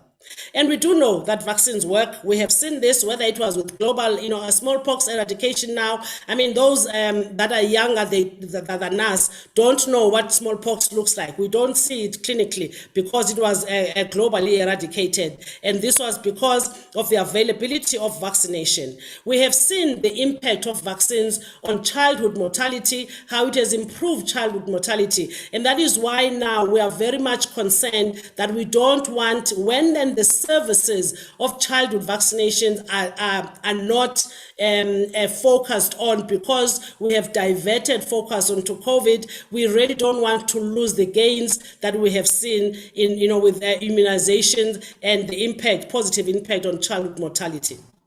So what we have learned with COVID is that really, you have to expect the unexpected, and anything can happen. And we have seen this, that when we first saw, the Chinese strain, which is the wild strain, the Wuhan strain, we didn't know that within no time we would be faced with these emerging variants. And these are currently now we have 5 variants of concern. We saw Alpha that was actually first detected in the United Kingdom. I mentioned the Beta, which was here detected here first, and then Gamma, and then came Delta. And we saw that the second phase was actually driven in our country. It was driven by Beta, and we saw how Delta, in the last 6 months overtook completely Beta and was the main driver of the third wave. And now we are seeing that Omicron seems to be actually driving the 4th wave. There's a lot that we still don't know, as it already, we keep on mentioning that we don't know about Omicron. But what is getting established is that, as I've mentioned, it is highly transmissible. In fact, we're thinking it is more transmissible than Delta.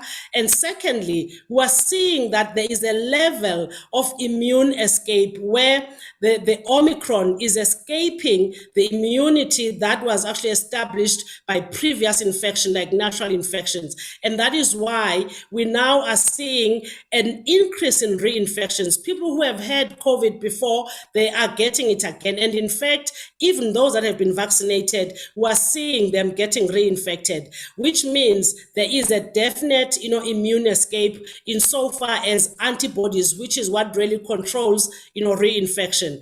But what we have seen in all the other variants is that, because if you're looking at the immunity, complex as it is, there's also the other part which is directed and driven by T cells that actually looks then at severity of disease and death ultimately. And we really think and hoping that that is going to stand, and we will not be seeing, increased severity in the disease. But like we have been saying, we are still very early. It's only just a week, or so that we have discovered Omicron. So we need to see what kind of clinical picture are we going to see. This just shows how these variants have actually overtaken whatever was there before. This was the time of the Beta variant, which is in purple here. And then we saw how then the Delta overtook, during the last wave. And then we are seeing now how Omicron is actually taken over. And the next slide is actually just showing you what has been the evolution of the different variants. And that is why now we believe that the majority of infections that we're currently seeing are actually due to Omicron. Well, I think really the name, a name calling, is a South African variant. Even the Spanish influenza, it was looked at, it was brought by somebody to America. But when you really look in detail, you find that there's a lot of untruth in that. And so we have seen the impact, whilst the South African scientists did the sterling job of announcing it early, and how then as a country we became, we actually ended up with as severe consequences. And so you find that this name calling can at times result in quite severe consequences. And one is hoping that this is going to change. As I'm almost done, if we're looking then at the implementation of the mandates, which Nedlac is obviously leading the way, and that's highly commendable. The question becomes, how far have we moved on? Because people often ask, should we be really getting to, looking at a mandatory vaccination? So I think some of the important things as we're going through that process, we have lived through a lot of disinformation and misinformation.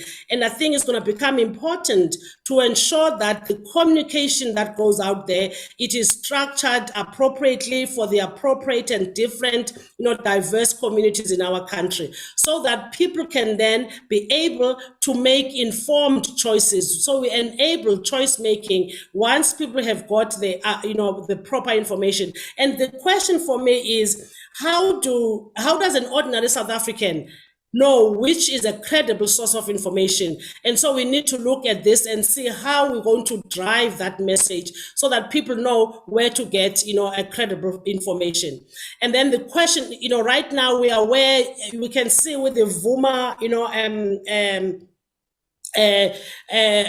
program that's currently happening, that there's beginning now to give incentives to people. If you come, you are more than 50 plus, you come for vaccination, you get a voucher. And we need to really take the populations through this, where we're also even beginning to say, well, if you want to watch your favorite sport, then make sure you're vaccinated. And this is important because we're hoping, and other countries have seen this, that as you increase the incentives, then this tends to actually increase the rate of vaccination uptake. And that's what we're hoping for. So that when, as the minister did say, when we identify which are the specific areas in the country, in the workplace, or in different communities, do we then want to institute mandatory vaccination, and we'll be able to actually be ready for that. And so this is really quite important, and it needs to be well thought of and well structured. And this is the great work that we have seen already highlighted by the director, work of Nedlac, how you have actually concentrated on protection of workers, work adaptation, ensuring health and safety, whilst at the same time protecting the economy. And these are very critical and important. And for me, it would be to say, really, truly thumbs up to Nedlac, and we need to continue the great work. My last few slides. What then, if we go back to the agency of civil society, even as we talk, the social dialogues that, the director was talking about, we have seen that, when we have a common focus, we are able to gain so much. And when we know that we've got a pervasive common enemy, we've seen this, the social civil society driving this, where during the HIV days, there was, this drive, and we saw the impact of civil society. Now, I think the question that I'm really battling with is, where are we insofar as that is concerned? Are we finding that maybe, the communities, civil society, and everybody else is getting despondent, and there's a lot of loss of trust? And we have seen this actually in the, last voting days. And is this beginning to say maybe people have actually lost trust in the heroes that used to be the political leadership, the political, politicians that are currently in place, and what does that therefore mean? And I think for me, the area where I really would like us to sit, because if you're looking at the COVID pandemic, somehow I feel the civil society voice that was there during the HIV epidemic, we're not hearing it. Whether it is in the misinformation, disinformation, how do we then go back to that? Because people will have trust in the social, in those that are actually that they live within the communities that they live with. And now, even when we're talking vaccination, where is this voice? Where is the voice against all this negative, and even for that matter, the conspiracies that are coming out? And I think that's an area that we really need to place an emphasis on. And then if we're looking at the, behavioral competences, when we look at, the social determinants, we need that so that we can call for a social response. And we do know that if you're looking at a pandemic, in any pandemic, it's got biological and social drivers. And science continues to drive the biological. But there's an important aspect, which is the behavioral modifications that need to drive the social behavior. And for me, there's a lot of other things that we need to focus on. But I think the impact of alcohol, I know there's been a lot of concern around, restrictions and, within the liquor industry, but I really think we need a broader engagement. And it's a pity that the social compact failed. And the question we need to ask ourselves, why did it fail? Is it because we are not really wanting to put this on the table? What really is the impact of alcohol? Yes, we have seen there's data to show on the health systems, but what about family structure? What about everything else that is actually coupled? How can we as a nation learn to actually use alcohol, consume alcohol appropriately and constructively so, and not with the destructive effects that it sometimes have? And for me, I really think this is one of the difficult discussions, but we need to engage on this as a country. There's a big issue in the country. I don't have to mention this on this platform about corruption and accountability. When is it going to stop? Who really has got to take those, that are responsible into account? And how do we then, as South Africans, drive this and ensure that those that are in power are actually accountable? Lisa did talk about that. We really truly are a violent society. And what is it going to take for this to change? And it really becomes important as we're looking into the future, that how do we then change some of these things? And lastly, is really just to say, at the end of the day, the bottom line is that we need to vaccinate. We need to make sure that we get boosters for everybody. Right now, yes, it is for healthcare workers, but we need to prioritize the 50 years and above. We need to prioritize those that are immunosuppressed. And everybody needs to know that actually this is truly, as we sit, the most effective intervention. And then strengthening and enforcing, I'm highlighting enforcement because that is where we're failing. How do we enforce these measurements? Because we know they work and they work effectively. I've already mentioned that Omicron has got increased transmissibility, but then the important way into the future is how do we then translate from the current containment of the pandemic into mitigation? How do we then learn to live with COVID-19? Because we truly are going to live with that. And I thought I will just end there, just highlighting, because we all know social distancing, putting on your mask and putting it properly, sanitizing, hand washing, and vaccinate. Thank you very much.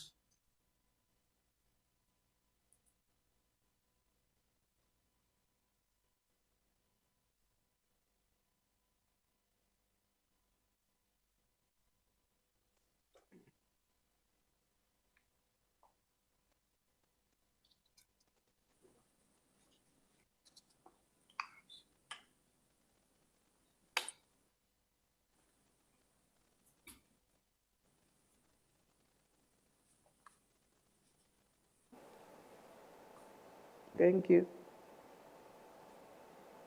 Mr. Valimusa, can you unmute yourself? Oh, can you hear me? Yes, we can hear you now. Thank you so much. The stage is yours. Thank you very much. The Executive Director of Nedlac, Ms. Lisa Seftel, the Minister of Labour, Minister Nesi, ladies and gentlemen. It was just about under a year ago that the President announced the appointment of the Presidential Climate Commission. This gave effect to an idea that had been developed between Nedlac social partners at the Presidential Job Summit in 2018. The Commission therefore has an umbilical link to Nedlac. We need to continue and deepen that link as we build consensus between the social partners around a climate transition. I'm happy to announce today that it is our intention to co-locate with Nedlac because we think that this would be a natural fit between the Presidential Climate Commission and Nedlac. And currently we are in discussions with the Nedlac management to see how that could be implemented. The Commission has come into operation at a very valuable time, both locally and internationally. Everyone is now agreed that climate change is happening at an accelerating pace. We know that it is going to have profound impacts on all aspects of our lives, on rainfall patterns, water resources, crop viability, food security, human health, etc.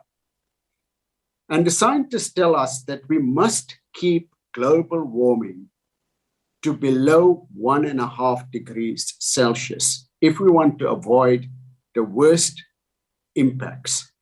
To do so, we need to cut carbon emissions dramatically over the next 3 decades with the goal of net zero carbon emissions by 2050. It is our view that the developed countries must bear the biggest responsibility for doing this. But having said that, we also have the view that reducing carbon emissions involves all of us, and no country can avoid its own climate obligations.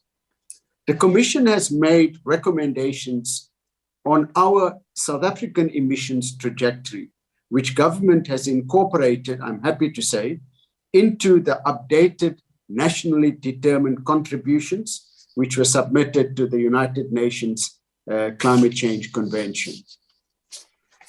The climate transition is going to involve deep systemic changes in the way we run our lives and do business. The changes include cutting back on high emission activities and fossil fuels and scaling up low emissions activities and the green economy sectors. I've been enormously gratified by the way in which business has grasped this challenge.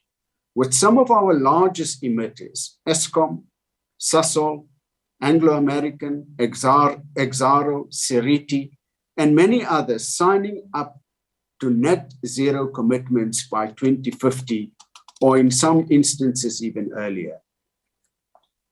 South Africa has significant opportunities in the climate transition. We have some of the best renewable energy resources in the world. We have significant untapped deposits of the minerals required for the future global green economy. The platinum group metals, iron and steel, manganese, copper, lithium, cobalt, and rare earth metals. We are also well positioned to produce green hydrogen with indigenous technologies at prices that are more competitive than many other countries. The good news is that a future green economy will create more jobs in new low carbon sectors than those that are lost in the declining fossil fuel sectors. But the climate transition is also likely to have negative social and economic impacts, particularly on workers involved in the coal value chain as it downsizes and communities in coal mining areas where limited and other economic opportunities exist.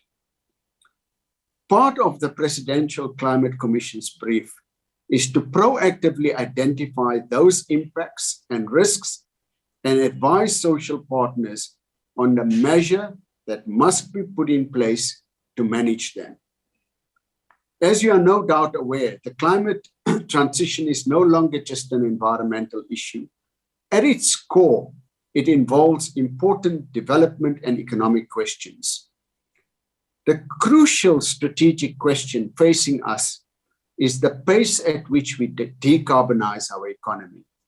If we move too fast, we will devastate high-emitting economic sectors and jobs before we have built up capacity in other sectors.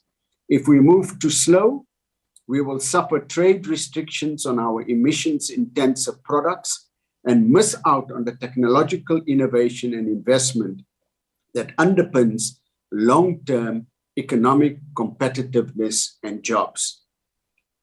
I see the pace of decarbonization as the most strategic issue that we must deal with in the Commission, and would encourage all the social partners to engage actively in debates about it. The coal value chain is where the rubber hits the road in the climate transition. We cannot close all our coal mines today. Medupi and Kusile have only just been built, and they will be burning coal for the decades to come. The coal market is also holding up extremely well, and South Africa should be taking advantage of the high global demand for coal. But there is an economic imperative to decarbonize the electricity grid. Electricity from the Eskom grid powers the vast majority of our mines, factories, and farms, which produce exports. Our embedded emissions make our products emission intensive. Globally, there is a move to implement carbon taxes on imports as early as from 2023 onwards. And this will impact especially those of our imports to markets like the European Union and the United States. These carbon taxes will make our exports more costly than those of our competitors. We cannot be left vulnerable because of this. Eskom has proposed a just energy transaction, which will bring forward the decommissioning of some of the old coal-fired power stations, amounting to something like 22,000 megawatts. This makes complete sense. Those power stations are no longer economic to run. Their utilization rate in some cases is below 50%, and their maintenance costs are extremely high. And as we all know, they break down frequently, resulting in massive power outages.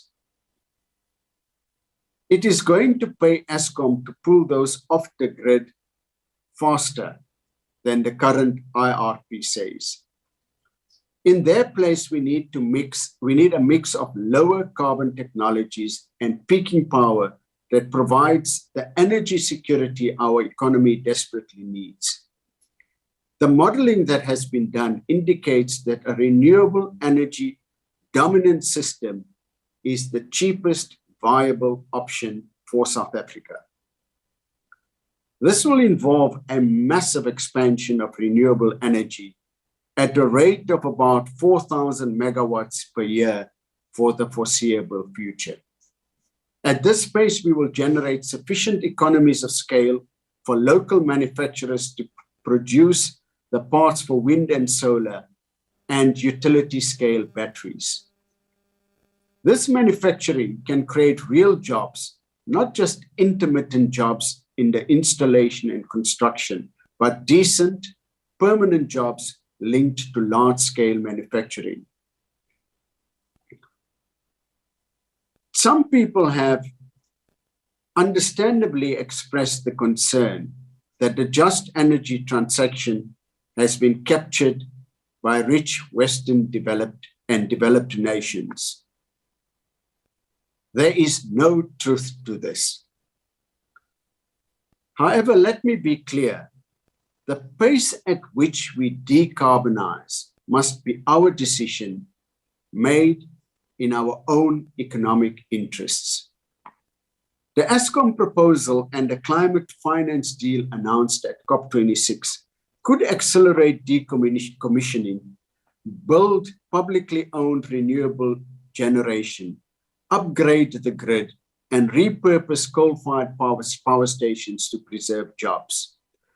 These measures are in our national interest, and developed nations have a responsibility and frankly, indeed, an obligation to pay for it. We should all be rallying around the just energy transaction and making sure that it happens.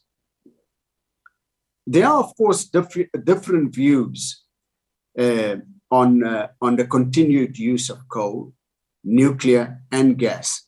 And different views, of course, even in the Presidential Climate Commission, because it's a multi-stakeholder body. Unfortunately, utility-scale battery technology is not yet sufficiently advanced to balance South Africa's grid. Let me just say that again. Utility-scale battery technology is not yet sufficiently advanced to balance South Africa's grid. And therefore, indications are that for the next 2 decades or so, we will need to rely on gas as a transitional energy source for peaking power.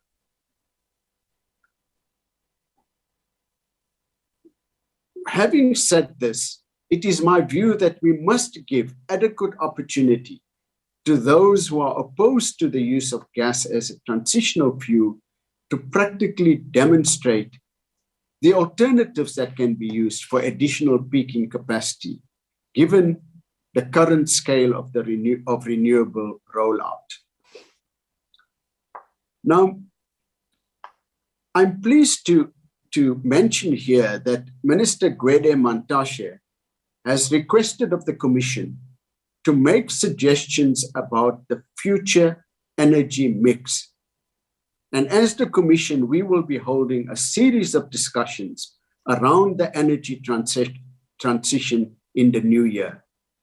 I would like to encourage the social partners represented here to engage actively in these debates. The climate transition must work for everyone who is affected by it. Wealthy nations and middle-class citizens have the resources to adapt, but it is those who are most vulnerable, unemployed people, people living in informal settlements, rural subsistence farmers, women and young people who will face the greatest difficulty in adapting to climate change. Developing our people and their livelihoods is the best way to build our climate resilience. We need to understand the implications of changes for workers and communities and other vulnerable groups. We must take steps to ensure that everyone is supported to transition to new employment or livelihoods and provided the necessary social support mechanisms to do so. In short, the climate transition must be a just transition. I have been enormously gratified by the extent to which social partners and all the commissioners represented on the Presidential Climate Commission have embraced the concept of a just transition. We are focused on building on the common commitment, seeking to define what a just transition means and what the responsibilities of the different social partners are in giving effect to it. This year, we held a series of dialogues with stakeholders, members of the public, and commissioners on topical issues around the just transition. For instance, the impact on the coal value chain, how to expand employment and decent jobs through the transition, how to finance the transition, what governance arrangements are required, etc. Some of the key questions we have been debating are: how can workers transition into new mining jobs or jobs in the green economy? How can training and retraining and other labor market measures be scaled up?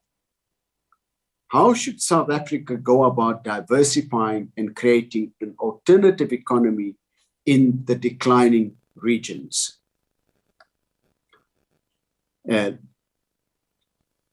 We are planning wider consultations in the new year with engagements in communities across the country on what issues should be addressed in the transition.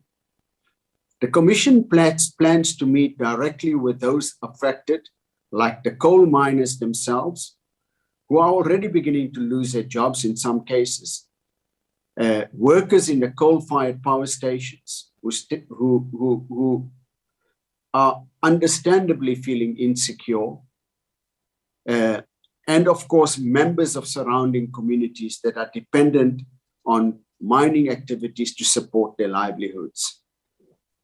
The Commission will also seek input from rural communities, especially in rural areas and former Bantustan areas affected by catastrophic climate change. These consultations will build up to a multi-stakeholder conference on the just transition we hope to hold in March 2022. Our intention is to then hand over a report on the just transition to the government and other social partners.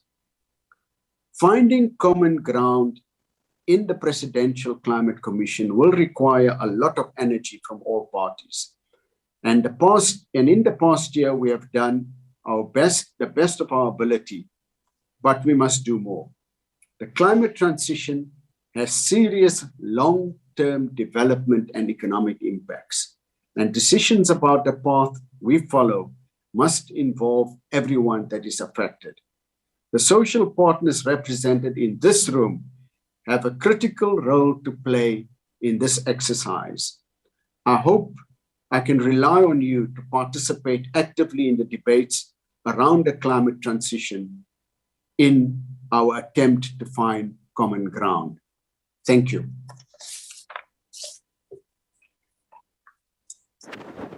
Thank you very much, Dr. Vali Musa.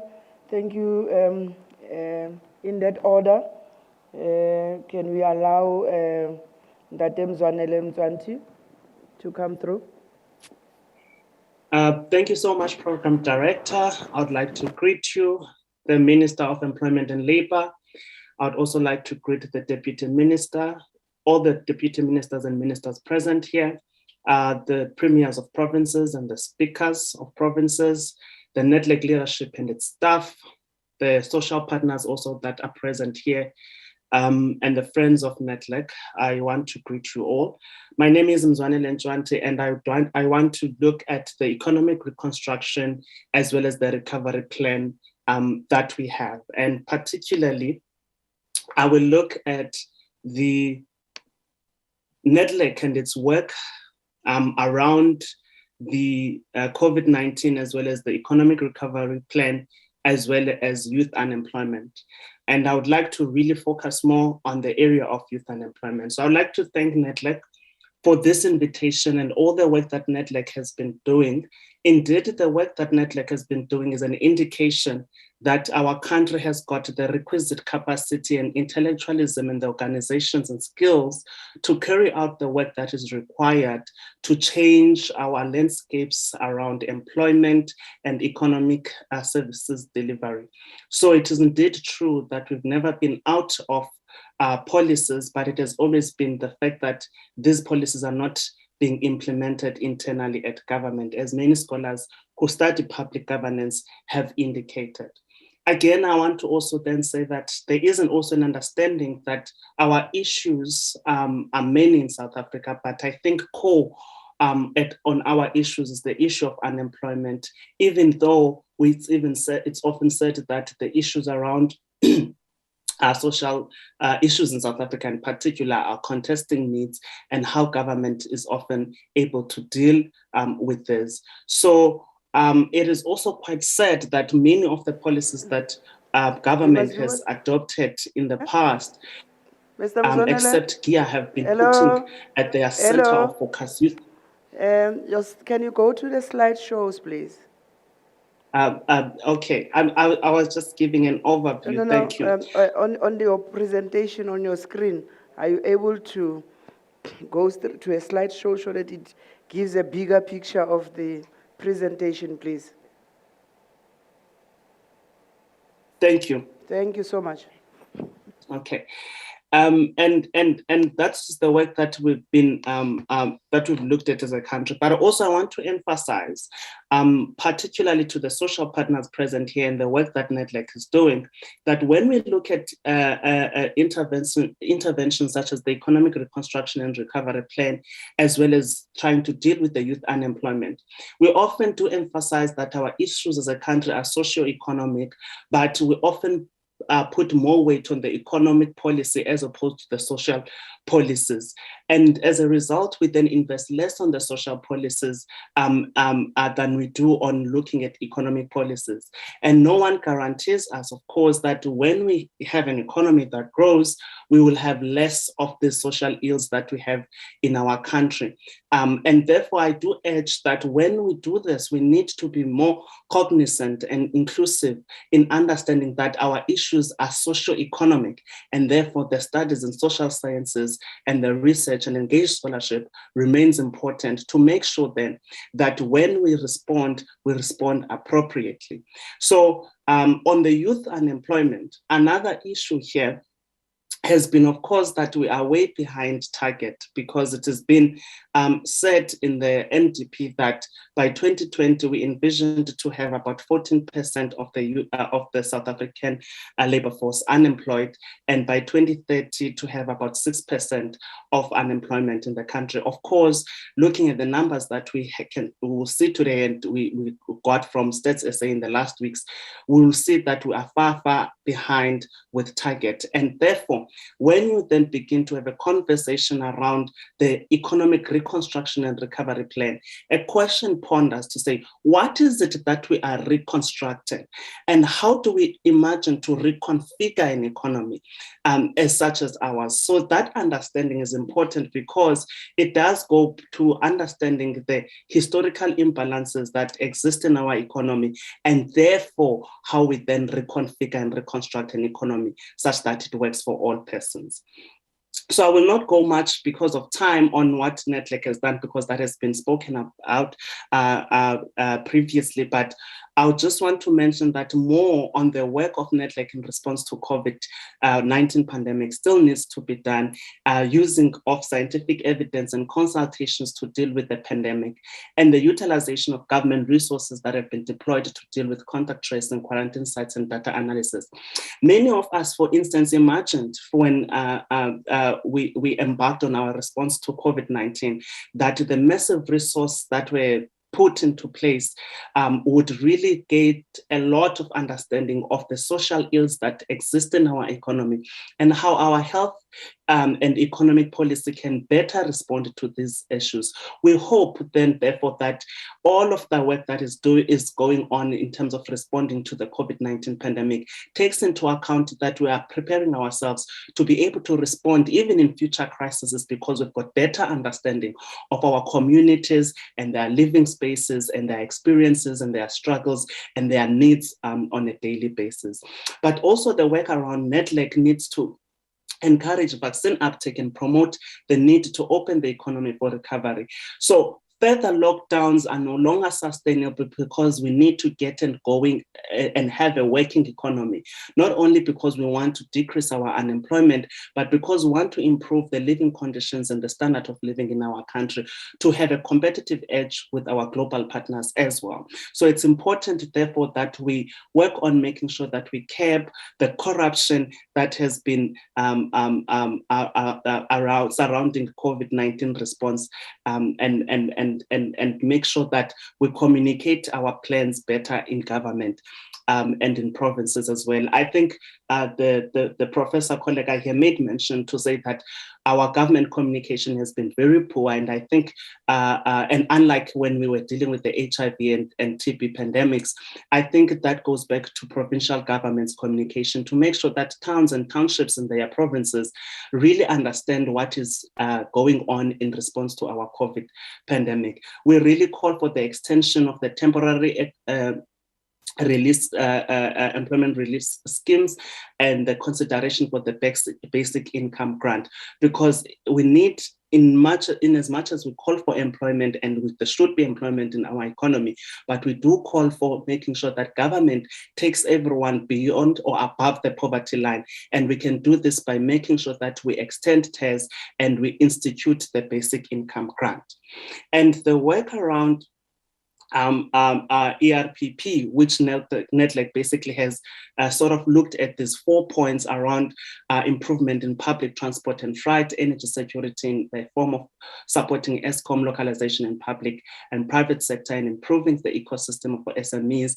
I better then include some of the points to say that I think we really need to, in that framework, I know Lisa made mention to say the process of digitalization and digitization has been halted by some of litigations that have been halting that process. But I think it is important that we really emphasize the importance to make sure that we do not miss this wave of digitalization and digitization and the opportunities that exist for employment in that regard. Because there's been many, I want to mention that there's been many instances in the world and in the world development where booms have really escaped South Africa and were unable to benefit from such booms.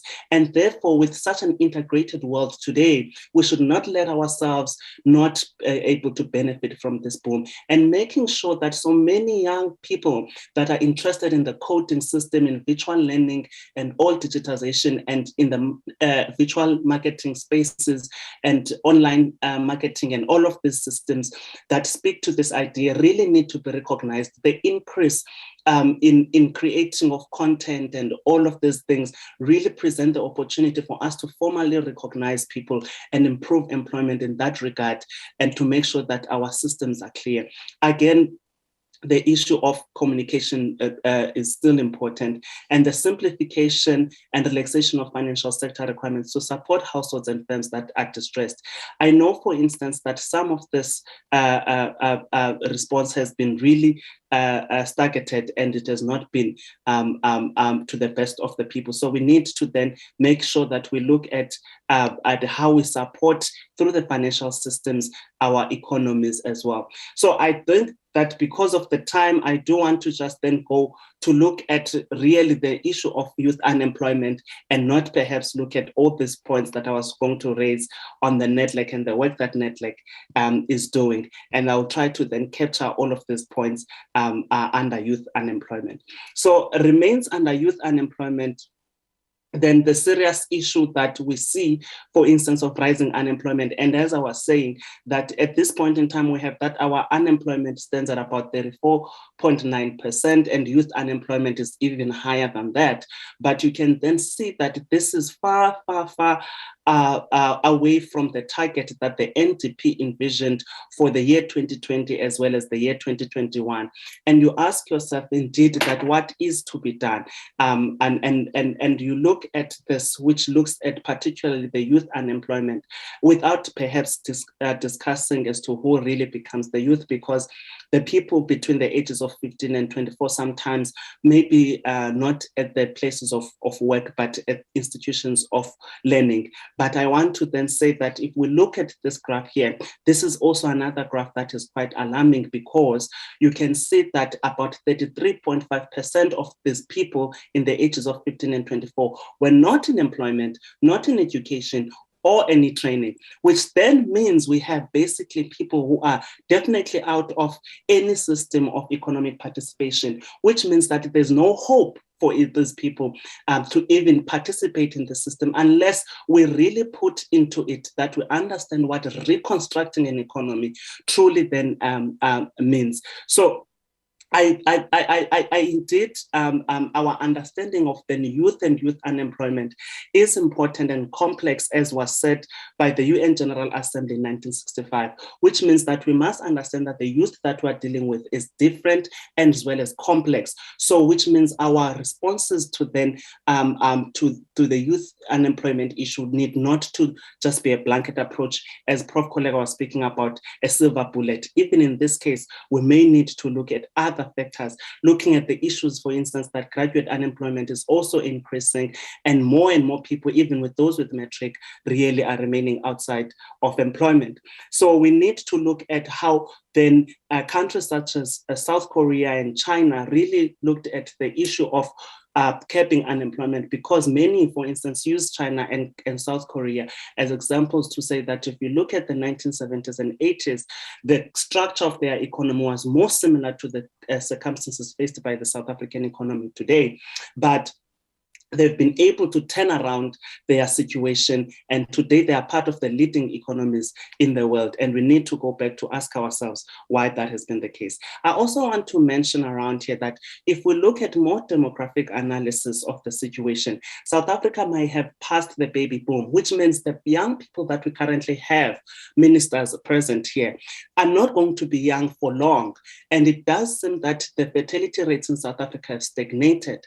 But this misallocation of the youth and the energy that the youth has is being coupled with immigration and immigration, where there is an exodus of human capital flight in South Africa. As you wrap up, As you wrap up. and that young people are leaving the country. So I want to then say that some of the things that I wanted to mention here as part of the interventions that we can indeed look at in making sure that our economy takes a turn is to decentralize the markets in the way of going back to our old towns that we've left, to make sure that there is some industrial hubs that are happening there. We need to reformulate the land and property rights to release and enable economic opportunities. And in terms of formulation of macroeconomic policy, I think that monetary policy must be inspired by the work that is being done by the World Bank, IMF, and other emerging market economy central banks, as well as developed central banks, in embarking on unconventional monetary policies to deal with the issues of inequality and poverty in South Africa, in responding to our issues. So many of these issues I won't be able to discuss, but I do have some of the points that I wanted to mention on how really we can enable youth participation in the South African economy by looking at tax incentives, for instance, not only for employers of young people, but generally for people in large. Thank you very much. Thank you so much. We apologize truly that the time that was allocated for you was too limited. Our apologies, and actually, maybe for us, Lisa, at Nedlac, you need to either review the time that we allocate our people, but also for future discussions. Maybe the input papers also can be either posted on the website, so that those who might have missed some information can be able to join and read through. Thank you so much to all our panelists. Ladies and gentlemen, let's give them a round of applause for their vibrancy in their presentations. I could see that there is more information that we need to receive from our panelists, but we don't have time. Due to time constraints, Minister, we had to cut them short. But nonetheless, we are coming to, I think, the last segment of our program. But before I get there, ladies and gentlemen, before I call this panelist, I'm going to do the same.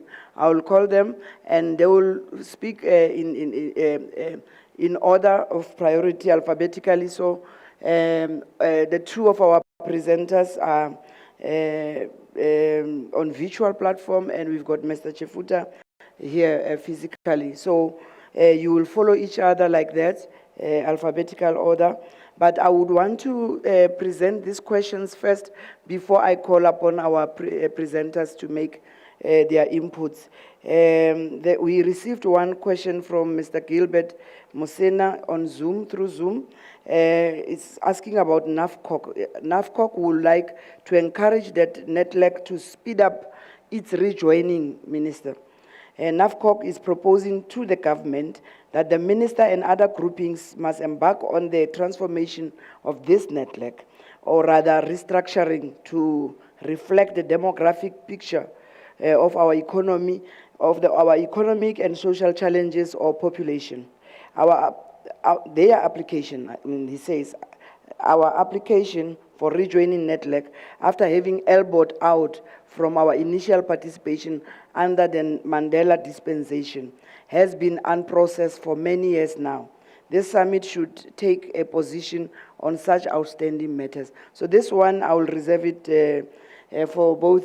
The minister maybe might say something on it, or Mr. Kas Kavodia or Nedlac, they will say. We received also from on YouTube, Violet Nokwanda.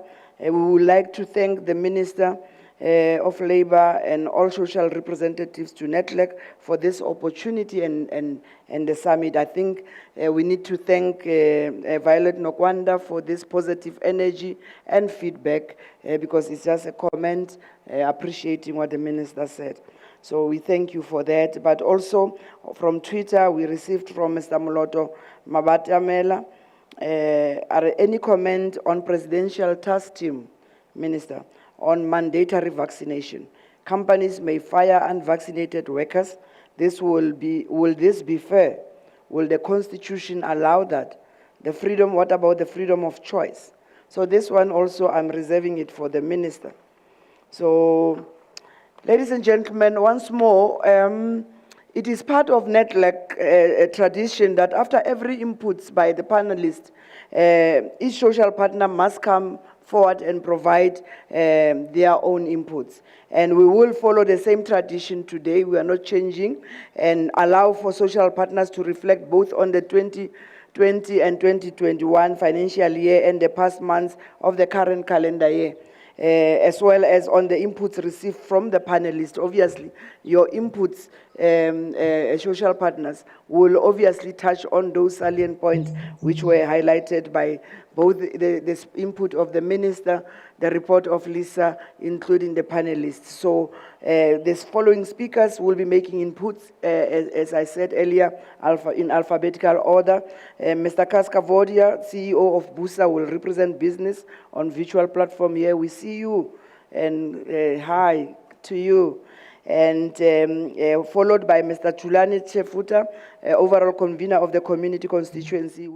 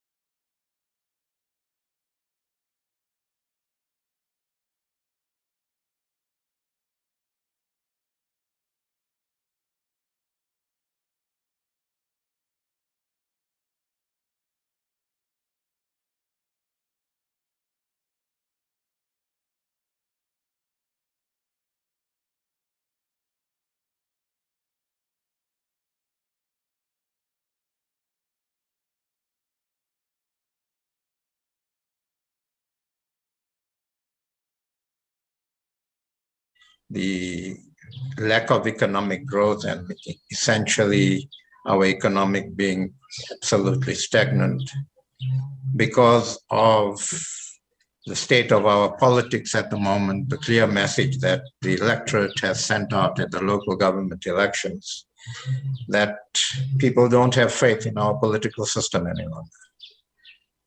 So it's been a complex period. It's been a difficult period. Nedlac, in our view, has navigated itself well through this period under the direction of the ED. And the ED's report talks to some of the successes. But I think there have been challenges and failures, we believe, and we need to draw lessons from that. So let me speak on a couple of things. Firstly, on COVID. I think the management of the pandemic last year, the rolling out of the vaccines this year, has been a seminal success for Nedlac. I think Nedlac social partners through the Nedlac Rapid Response Task Team have actually come together because we faced a particular crisis. And we seem to be good as South Africans to actually come together, put our differences aside when we're focusing on a particular crisis. The pandemic is a particular crisis. We worked with urgency. We worked in partnership. We built a substantial amount of trust around the issues we worked on. But even within the context of that trust, there were some, in our view, weaknesses. So just one, in the early days of COVID, when the private sector offered the use of private sector infrastructure to deliver tours and other grants, it took a long time for that to actually be agreed and accepted. And that delayed the transmission of those grants. And I think the lesson from that is that let's utilize all available capacity in the country optimally to actually achieve joint objectives. The new challenge on COVID, And one of the speakers referred to this, vaccinate, vaccinate, vaccinate. Excuse me, sorry, somebody put off the alarm here. We'll deal with it. Nedlac must facilitate engagement and try to get substantive agreement on mandatory vaccination with the ability to enforce and within the context of the law. There is absolutely no doubt. The science is very, very clear that the best weapon against the virus and to get back to some semblance of normality, to avoid a harder lockdown and to avoid further damage on our economy and to ensure that we save lives. The best weapon is vaccinations and continuing to keep to non-medicinal protocols like masking and so on. So we are very, very gratified that a number of speakers have referred to this and the minister has referred to this with a clear indication that we need to get as many people vaccinated as possible, look at some sort of mandatory vaccination policies and ensure that we either amend the OHS directives to accommodate this and get some legal certainty around it. On economic recovery, which has been one of the other critical issues that Nedlac has dealt with, we believe that the progress on this critical issue has not been as good as it should have. We are disappointed with the progress. One of the highlights was that we did agree as social partners on an economic recovery action plan, which encapsulated what we thought would be immediately deliverable action items. And we presented that to the president and his team in September last year. Unfortunately, there have been significant delays even implementing those. And I think one of the problems that's come up in the economic recovery discussions is the whole issue about implementation. And this is something we need to deal with as a matter of urgency. We believe that the Nedlac process on economic recovery has not produced the results it should produce.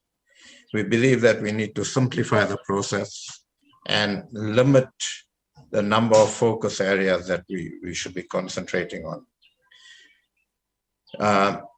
It is imperative to make urgent progress on this because the ED referred to this in her slides. The breakdown in our society, in our economy, increasing pressure on households and lack of environment for business to operate optimally. It is critical to grow an inclusive economy, to address social and economic crises, to put into place the structural reforms that are necessary for such economic growth. And I think that those are the issues that we should be concentrating on in the economic recovery discussions. We should simplify the process so that we focus on a few issues, we get things agreed, and then we look at how best those can be implemented. They need not necessarily have to be implemented by Nedlac, but the agreements and the work could be done at Nedlac, and implementation can take place either bilaterally or by one of the social partners or multilaterally. We also, Valley in his input obviously talked about climate change and so on, but the ED also referred to this. Climate change is, as Valley said, one of the biggest issues facing our country. And it's not something in isolation. How we deal with climate change, ensuring that we have a just transition pathway as part of moving from a fossil fuel-based energy to a more greener and cleaner form of energy. It all has got to be part of our economic growth strategy, because the way we deal with this will determine whether we are able to grow our economy or we actually take a few steps back. And I think Valley's point that they're talking to Nedlac to look at how Nedlac can work with the Commission on this is critical, but we also believe it is absolutely critical that on this very, very important issue, mixed messages from government must stop. We must be absolutely clear, and government must show decisive leadership on this. Then we've been working away at looking at Nedlac's governance and whether Nedlac remains fit for purpose. Certainly at business, we felt that a lot has changed since Nedlac was formed, since the instruments in law that formed Nedlac. A lot has changed. And it is absolutely necessary for us to take a step back, look at Nedlac's role, look at its mandate, look at its representativity, and all of that. And we've started a process. There's a governance task team in place. Mistra has done a lot of work on this and have made certain proposals with funding from the ILO and Yellowwoods. We made good progress, but we need to be brutally honest with ourselves and take some hard decisions. When we talk about representation, when we talk about the methodology that Nedlac uses to conduct its work, when we talk about the structure of Nedlac, when we talk about the resourcing of Nedlac. The ED mentioned that Nedlac has also been very effective in this period when those not at Nedlac were around the table on particular issues. This has got to point us in the direction of asking the questions about our representativity. And the MC raised a question that had been put on the chat by NEFCOC. There have been a number of business organizations that have contacted Nedlac about participation at Nedlac. We would be of the view, and we would request those business organizations to allow us the opportunity to finish this process we started. And included in this process is the whole question of representativity, and that we engage with you, or Nedlac engages with you once we've bedded down this process. On the role and mandate of Nedlac, we are of the view that Nedlac should position itself to be an effective, efficient, and credible vehicle for social dialogue, including to facilitate a more efficient legislative process if the social dialogue works well at Nedlac. We are not of the view that Nedlac is in a position to hold either government or business or labor or community accountable. That's just not Nedlac's role. And we shouldn't try to force that role onto Nedlac. I think Nedlac, if properly resourced, clear, we agree on its mandate, it can be a very effective voice for social dialogue and for social compacting where such social compacting is possible. We should try to reach agreement on issues and possibly enable the agreements we reach to actually enrich debates and processes in other engagements even outside of Nedlac. In conclusion, let me say that since Lisa Seftel has joined Nedlac as the ED, I think we made great progress. And on behalf of business, we'd like to commend her for her performance and for how she has led Nedlac as the executive director. And I think it's up to us social partners to ensure that we have a mandate and a role for Nedlac that enables Lisa and her team to actually be effective, be efficient, and are able to drive that mandate. And let's not force onto Nedlac what certainly as business we believe Nedlac cannot do. So we need to consider the role and mandate. We need to look at its fit for purpose in the current condition and in the coming years. And all of that we believe will enable senior participation in the organization. So with those few words, let me stop there. Thank you.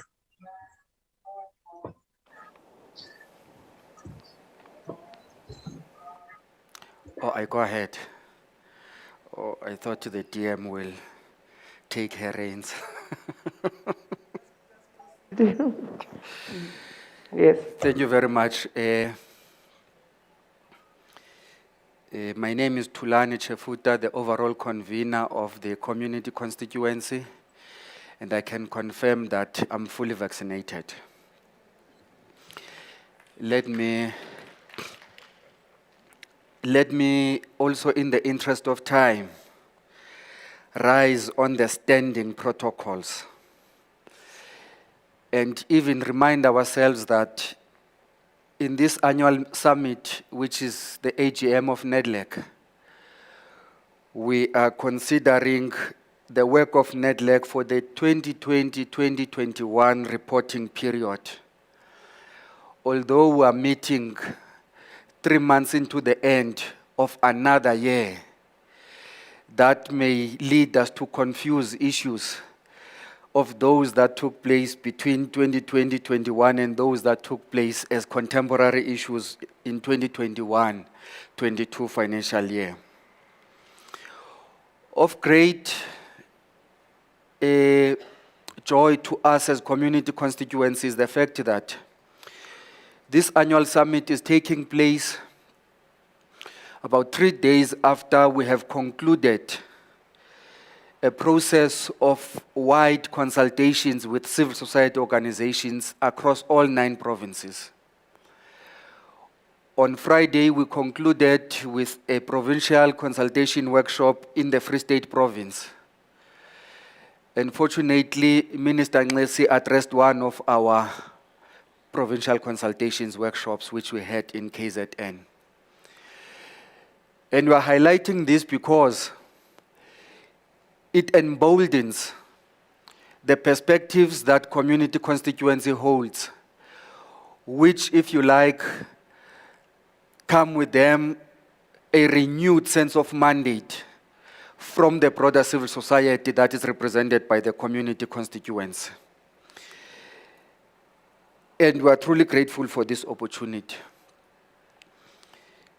The 2020-21 reporting year was off to a very difficult start, as it was shortly after the announcement of the first COVID-19 lockdown in our shores. The battering effects of COVID-19 exacerbated our socio-economic circumstances and flushed down the lives and livelihoods of many people. If anything, COVID-19 pandemic has only laid bare what we had already known about some of the fault lines that we have in our country, being poverty, inequality, and ever-growing unemployment, as we have witnessed over the last few weeks. Without any shadow of doubt, we can say that Nedlac played a very pivotal role in shaping our collective country response to COVID-19 in saving both lives and livelihoods of the people. As the community constituency, we are particularly pleased that over and above the focus on economic issues, our proposals on humanitarian and social relief measures went a long way in finding traction amongst other social partners as part of the response package. We can also argue that Nedlac has been one of the few institutions that has been able to reposition itself and adapt under the new way of doing business, under which circumstances we have been able to pursue issues that were in the agenda of Nedlac, including new and emerging issues. The organic evolution of Nedlac has positioned it as part of the solution in addressing our socio-economic and labor market-related challenges. Nedlac has been able to leverage our collective wisdom as social partners to find solutions to the common challenges that we're confronted with as a society. COVID being one of them, and the discussion that has been led already through the presentations that have been made by the Prof here. Our view is that we are making the right investments and the right talk in as far as COVID is concerned. But our interventions are glaring in terms of successful failure in investing on public education and awareness in order for us to empower people and position them for behavioral change. Social mobilization is one of the biggest interventions that can bring about behavior change. We can no longer afford, at the slightest provocation, with every new wave, with every different iteration of the virus, we lock ourselves into our small corners. We must empower people with the necessary life skills that will change their behaviors so that we're able to coexist with the virus and maneuver our lives in communities, maneuver our lives in the households, maneuver our lives in the neighborhoods, maneuver our lives in the labor market, maneuver our lives in businesses in the presence of COVID-19, because we shall have been empowered with the necessary life skills to change our behaviors and coexist with it. When we do that, we must leverage the social capital that is already existing in communities. There is no government that is ever present in households and communities such that it can always police and parent people into what they must do in order to reduce the spread of the virus. This is a struggle that we must hand into the hands of citizens, into the hands of communities, through the leverage of the social capital that is existing in our communities and society as a whole. We must not punish the vaccinated and the unvaxxed the same. One of the significant benefits for us who are vaccinated must be able to live our lives closer to normality as much as possible. There is no reason those of us who are vaccinated not to be allowed to go and watch soccer matches and other sporting activities because we have been vaccinated. And even any further considerations on lockdown must give due consideration and benefit to those of us who have been vaccinated.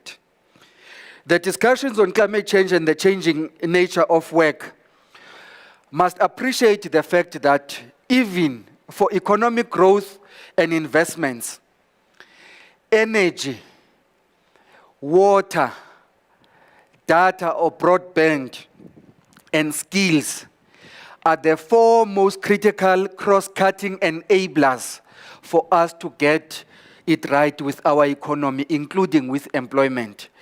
And so in everything we do, those must be carried along as the bottom line, as the lowest common denominator in order for us to get it right.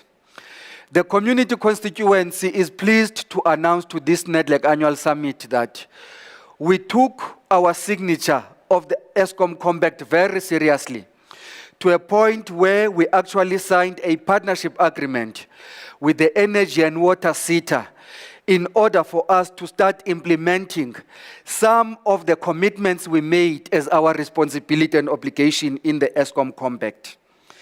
And as we have been undertaking these consultations in provinces, we are advised by our constituency that probably we must change the naming of this compact into Energy Compact, because we can no longer afford the blackmail that comes with the fact that ESCOM is too big to fail. It must be saved against all odds. Our interest is on the supply of sustainable energy and not how best we save ESCOM. What our relationship is with ESCOM is what they produce, and what they produce is energy. And so our fixation is on making sure that we produce sustainable supply of energy into communities. And communities are beginning to argue that the plight of our households and communities is no less to the bigger picture of the economy. When we count the effects of load shedding, it must no longer be about how it affects businesses and businesses alone, to the total disregard of the impact it would have had at the height of exams in South Africa that will administer load shedding. That is equal to basically writing off the full future of young people who were sitting exams in this summer season. And that cannot be acceptable. When load shedding is administered, communities cannot feed. Appliances of households are damaged, and no one is there to replace those. And it is equal to us working backward. You buy a kettle, there is load shedding, it is damaged, you must go and buy another kettle. And so the effect of load shedding in households and communities is as important as all other aspects of the effect it has in other sectors of the society. And so we think that even the changing nature of work, we must challenge each other and rise beyond the denialism that is so rampant in our society. The types of jobs and the labor market as we know it is shifting under our feet, and we are standing, not changing. The changing nature of work does not come as a result of our wishes. It comes as a result of the manner in which activities in the economy are changing. During the lockdown, it has been empirically proven that when people lost their jobs, people took initiative of undertaking economic activities in the informal sector of the economy in order for them to generate income, in order for them to find meaningful employment. And therefore, those are the channels through which we must begin to support other sectors of the economy. And when we talk about economic reconstruction and recovery plan, we want to challenge all social partners that, yes, it is important that the plan must build the confidence of the investors, but the economy does not exist for the economy. The economy exists for the benefit of the people. So it means that whilst we build the confidence of the investors, we must equally build the confidence of the people in order for them to identify with the very same economic reconstruction and recovery plan that if it is implemented and implemented to the latter, the people can begin to benefit out of that plan.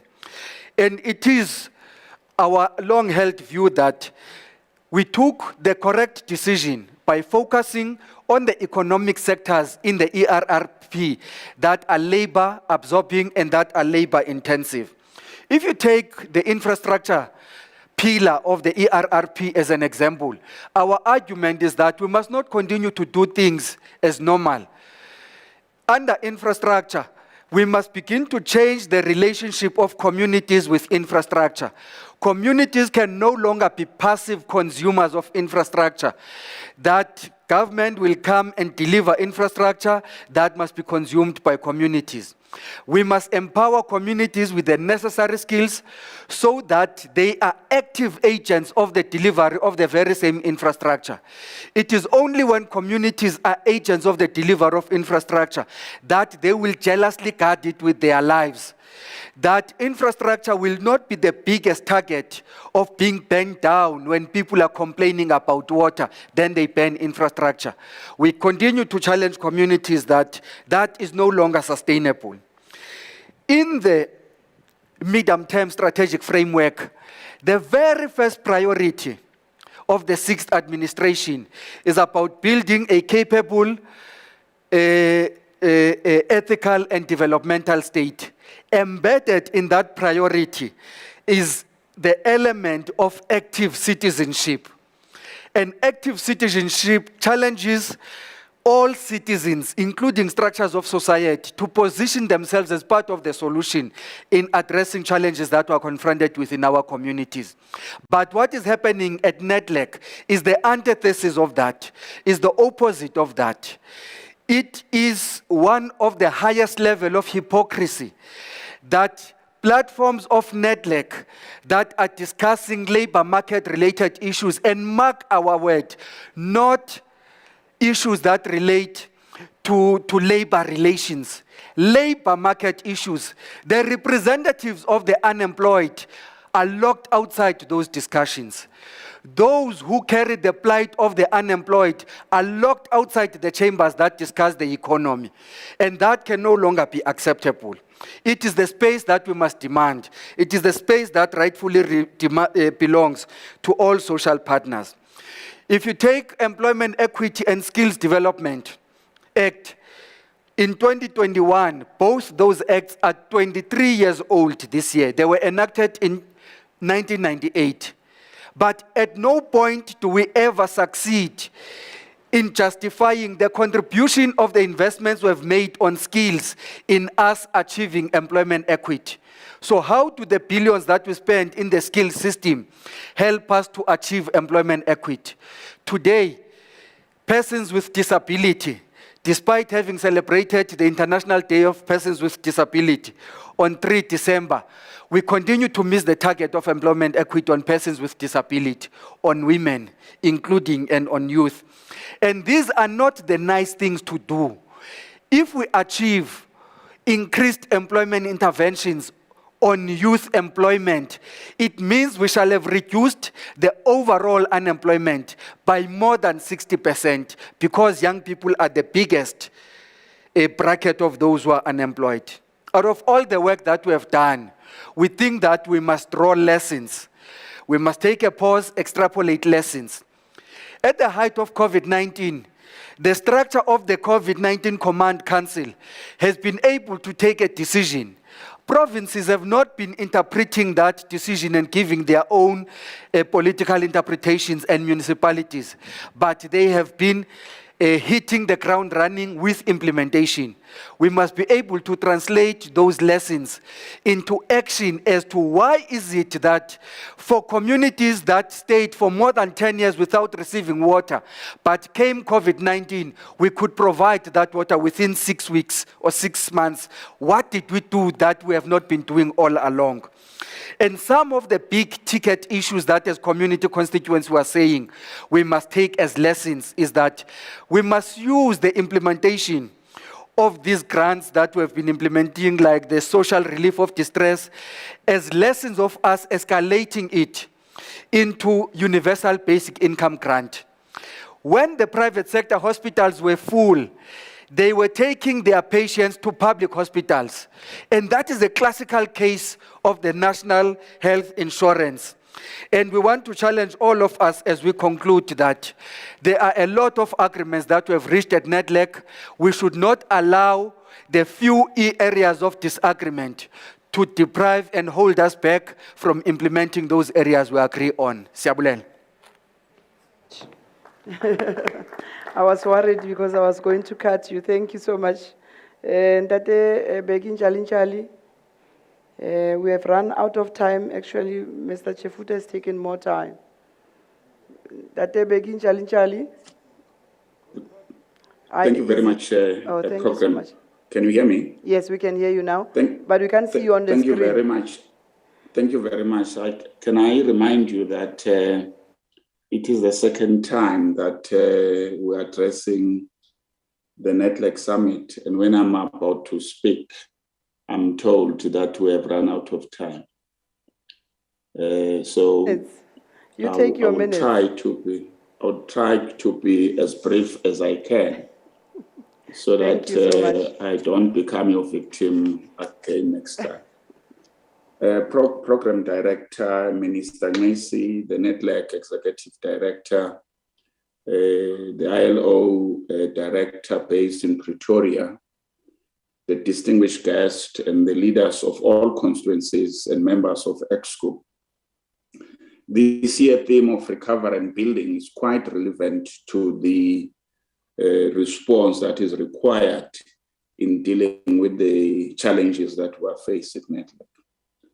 I just want to start by saying that the intention of the Nedlac Summit is to give report in terms of the Nedlac performance in a particular financial year. And in this case, we're referring to the financial year 2020-2021, and is an opportunity for the director to present that report to the public and then expect the public to give her a feedback. I will therefore encourage people to read that report and be able, therefore, one way or another, to respond to Nedlac so that Nedlac can be able to see how the report is received, or where suggestions are required are communicated to Nedlac.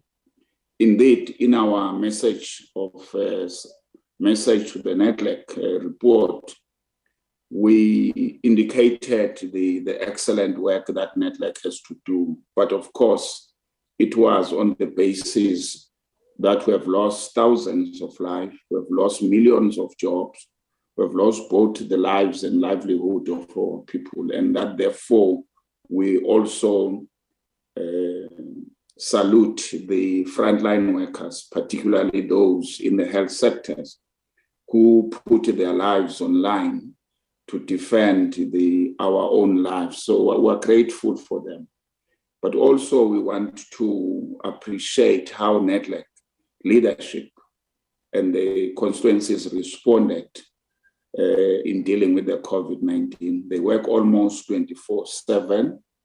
The kind of leadership, the seniority, make it easier for the decisions to be taken in Nedlac. So we wanted to appreciate that, how they responded to those issues.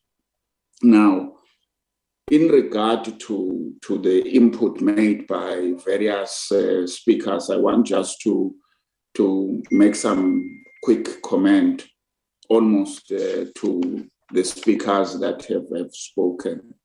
The first thing I just want to indicate that it is a lost opportunity, in my view, that government does not report in terms of the performance of the ERRP. And I think the minister is our minister who's sharing that particular project. That project is a year old now. It was agreed in October last year.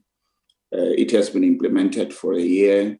It would have been nice to receive the progress that we're making, or the lack of progress that we're making. So to us, I think is an opportunity lost that we're unable as Nedlac to give that report in details, particularly what was intended for at that time. The second issue, we just want to agree with the minister that collective bargaining is under strain. But in the same token, we need to clearly indicate that collective bargaining, the first people that are taking collective bargaining is the government. So we appreciate that that is noted, that is collective bargaining is under constraint, but we think government can do better because it's the first people that are ambushing the collective bargaining. Now, we on the question of the mandatory vaccination, we want to put quite clear that our view as Labour were opposed to to mandatory vaccination. We don't agree on that one. At least we agree to the ministerial directive that has been agreed and put in Nedlac. And in that ministerial direction, it gives a number of options as how these matters should be dealt with. We don't believe that you need to govern or by regulation, that every time you need to have a social compact with people. The first thing you need to think is to say what law we need to put in place to deal with those issues. We're saying this because we are quite aware of a number of sectors that are doing wonderful work in terms of engaging workers in the sectors that we're in. If you just look to the clothing and textile, almost about 70% of workers are vaccinated. If you look to education and health, you look to the mining sectors, much progress has been made.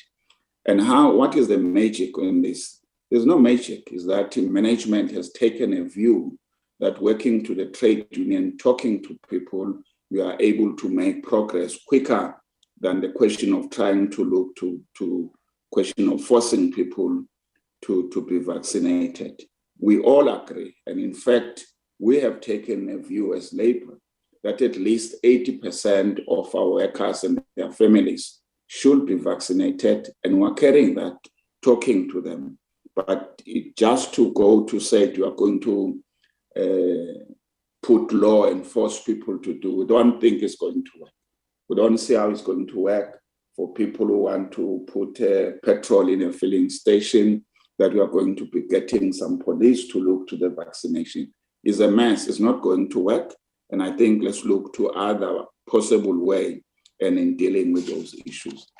Coming back to the issues that Professor have raised, which in the main, we agree with them. We agree. What is missing, though, that I think we should have some discussions with, was the question of the WTO behavior, particular to the waiver of trips.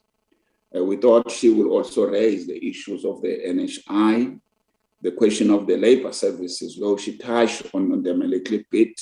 Each state is terrible in dealing with those issues. We have also thought that as part of the health issues, they will have talk, when she was referring to the morality, she will talk about the importance of the relief funds, particularly the basic income grant, and in dealing with those issues. But indeed, we agree with the many issues that he has made, particularly on the guided choices by incentives, that we need to find a way of encouraging people to be vaccinated.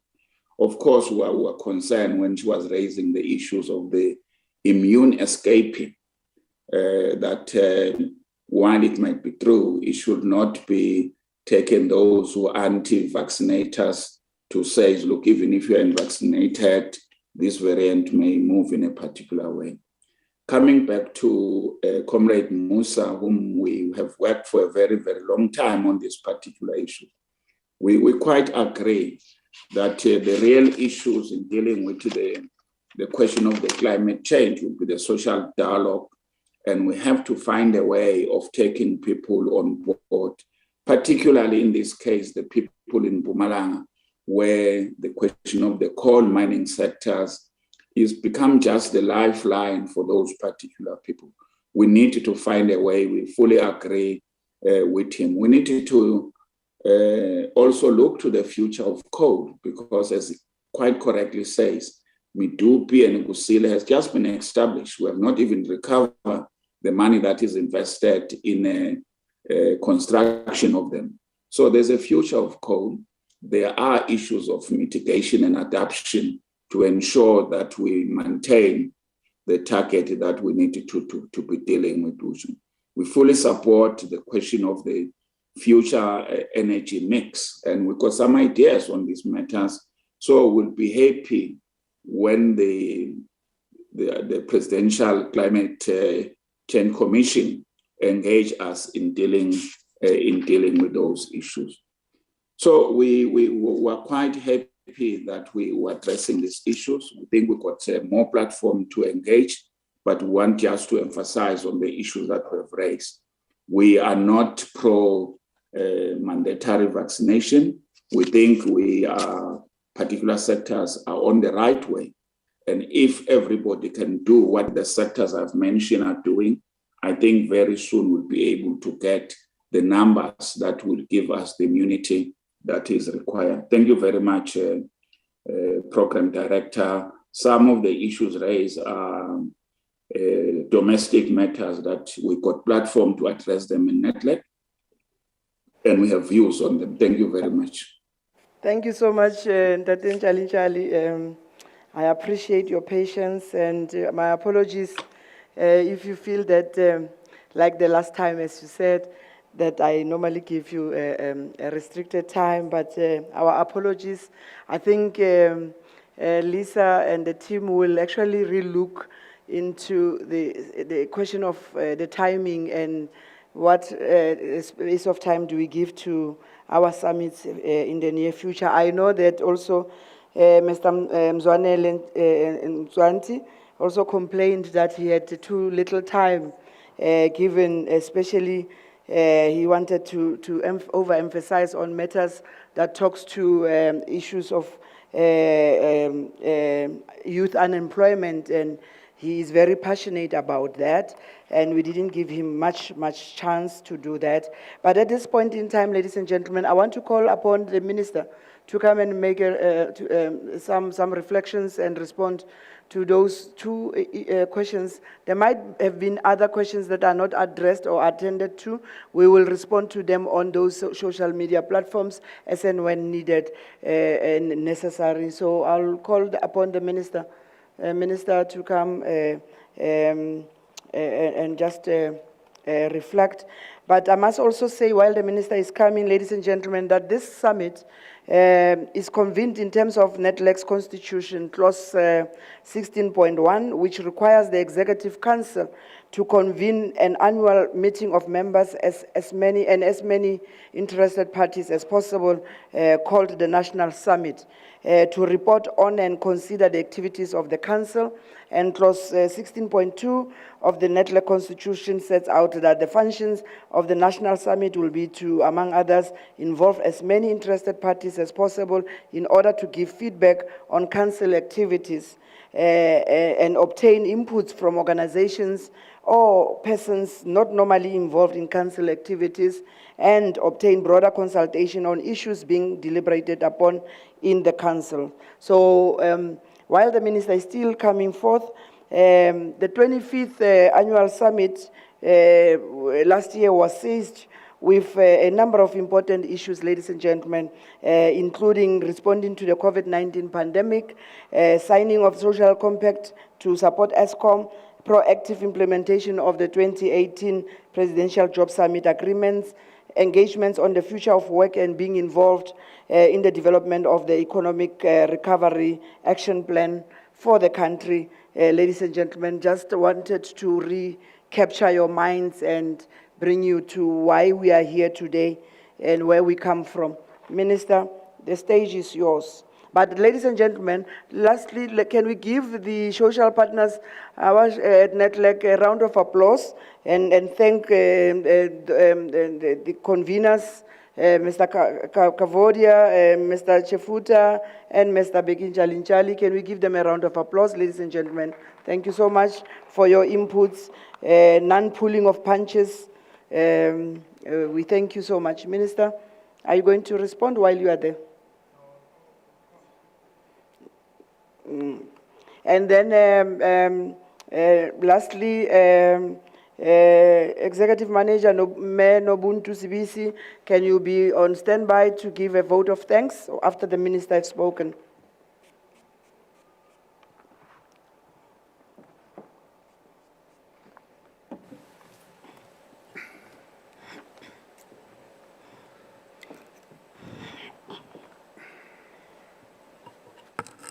I'm trying to look for the questions. Thanks, Program Director. It's one question, which is from Mr. Moloto Mabatamela about the issue of the vaccination. I just want to reiterate the Nedlac position, which we've been part to those discussions as government representatives, which says we've made proposals to the various structures of government, and our emphasis is the health and safety direction of the Department of Employment and Labor should be strengthened so that vaccination can become mandatory where a risk assessment at the workplace requires this. That's my emphasis. And I think that's what the Nedlac ED has articulated. And we have to determine carefully those areas. And we have talked about that access to certain venues, so to certain gatherings and events, particularly in the hospitality sector, should be restricted to vaccinated people only.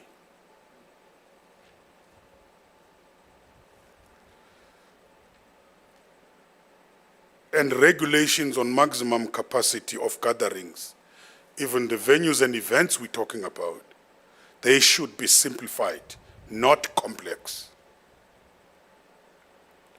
We've talked about provision of ventilation added and enforcement strengthened so that social distancing can be adhered to.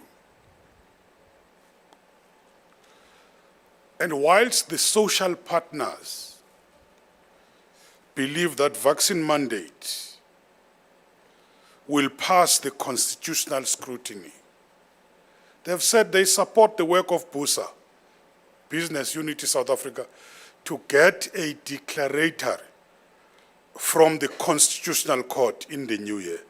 The reason for this will help the teams or the team dealing with this matter, be it at Nedlac or even at government, to be able to take a balanced approach. That's why they are going to the Constitutional Court to get clarity. And it's very simple. We want to ensure that whatever we do, it's within the constitutional prescripts. We are a country with rights. And I think there's going to be a debate about individual versus collective rights. But the Constitution can be able to guide us there. Because you take that decision, somebody jumps into the court. So I thought that this is very important. And I've also emphasized that the president has emphasized the issue of vaccination and saying this matter is also linked, it's linked up with the economic recovery. So persuasion through powerful reason, attacking misinformation, which is spread by the anti-vaxxers. Because these anti-vaxxers, they thrive on misinformation. They are not scientific in their approach. That's our approach. I thought that I must also raise this. I must raise this when I was listening to some of the questions. Nedlac is not static as policy is evolving. So Nedlac continues to engage issues. And therefore you can say that in the process Nedlac itself is evolving. The issues which Nedlac dealt with 10 or 20 years ago are totally different from the issues which it's dealing with today, as much as it is about policy consensus and so on. But some of the issues, they need the various structures, but even the social partners to have consensus amongst themselves. At some stage, there was a big debate about the BBC, and they have been able to be accommodated through their discussions with BUSA. But what is key is that all have to meet the criteria. That's what is key to us. I thought I need to raise that particular matter. But what is very clear from the comments of the various social partners program director, now it's time for implementation. No more just talking and action on the issues we have resolved on. Thank you very much. Thank you, Minister.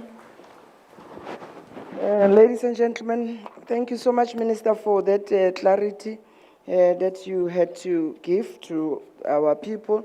And at this point in time, ladies and gentlemen, I think I need to overemphasize the fact that this summit, among others, was to provide a platform to report on and review the work of Nedlac and get feedback and inputs from key external stakeholders. As I call upon our executive manager, Mayor Nobuntu Sibisi, to give us the vote of thanks on a virtual platform. Mayor Nobuntu, if you are ready, please.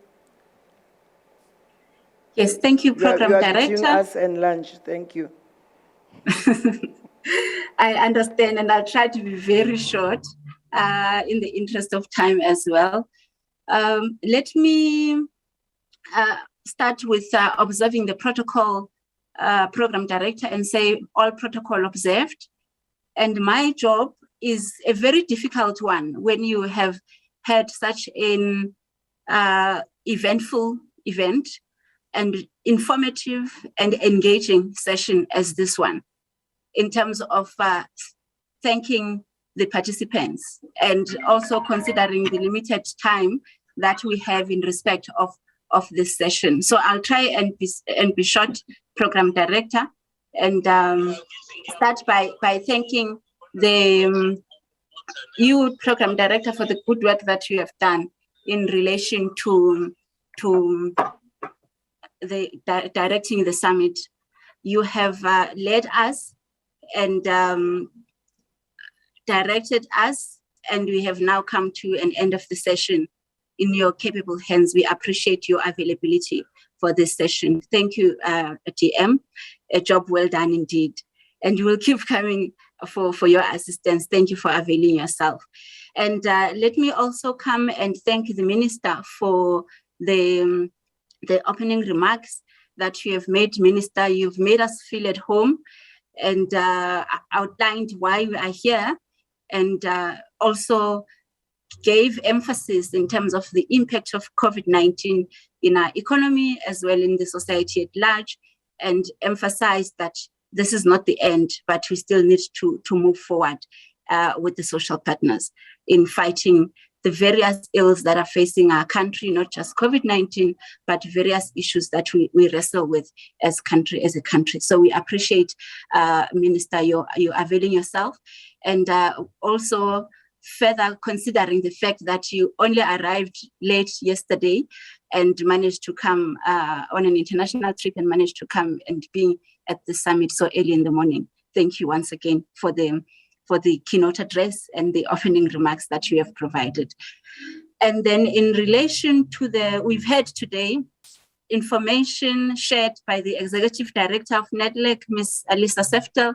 Thank you, leadership, for the presentation, which painted a picture on the state of social dialogue in South Africa, and painted a picture as well in terms of what is the work that has been done by social partners, and highlighted the high levels of consensus that has been reached by social partners through different issues that have been engaged in Nedlac, also reflecting on the challenges that we have encountered, and also indicating some of the issues for consideration in the future.